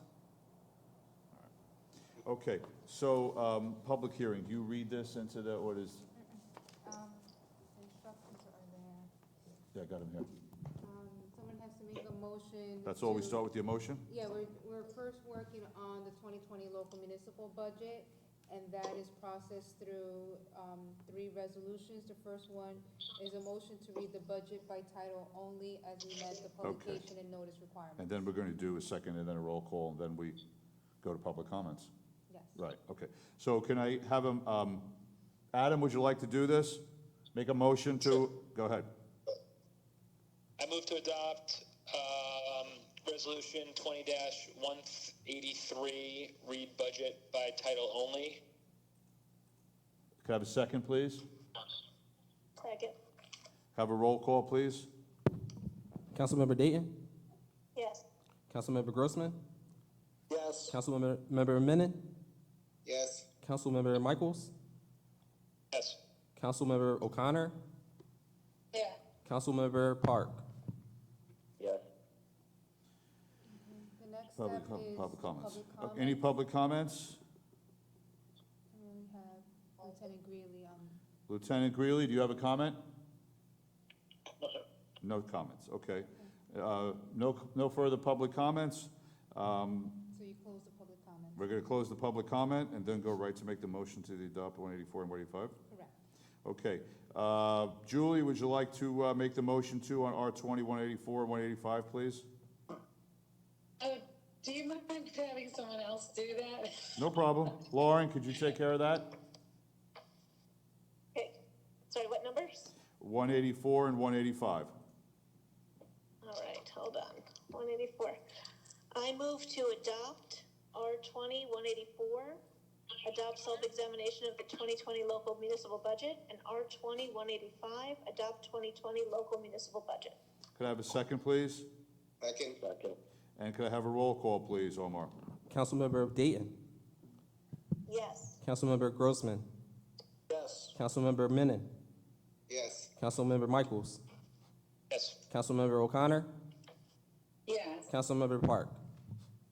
Yes.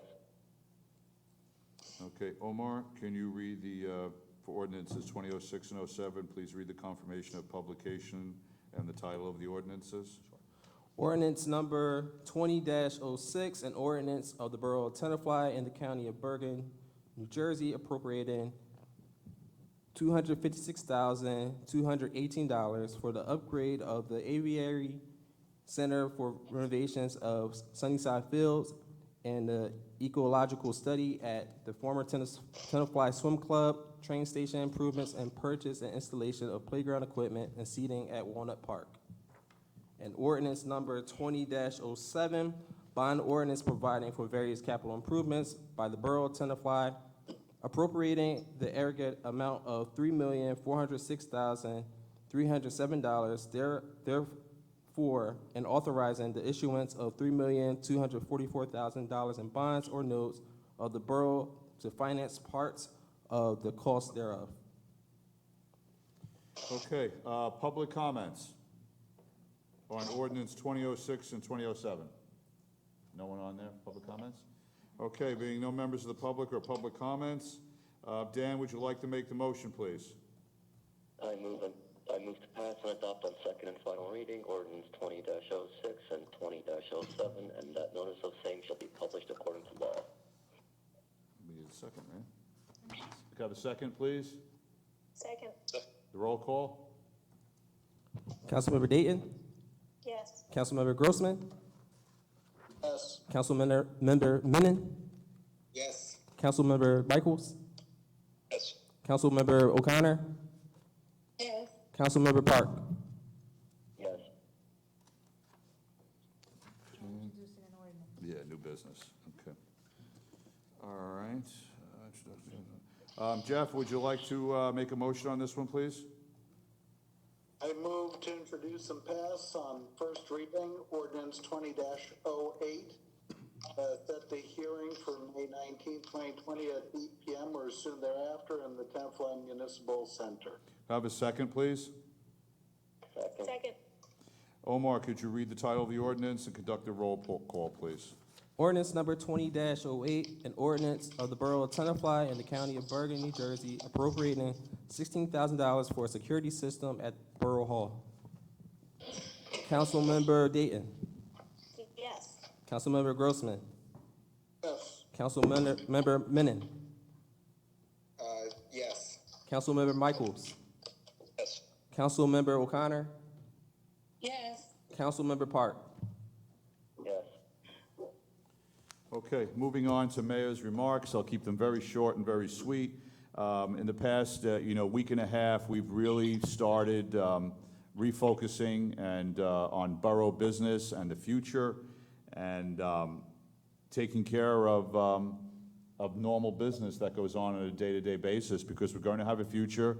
We will get past this COVID. It's going to be around for a while, and we're going to have friends and neighbors that are going to need help, but we have to stay as strong as we possibly can and just keep thinking about the future and how to keep as many people safe as possible.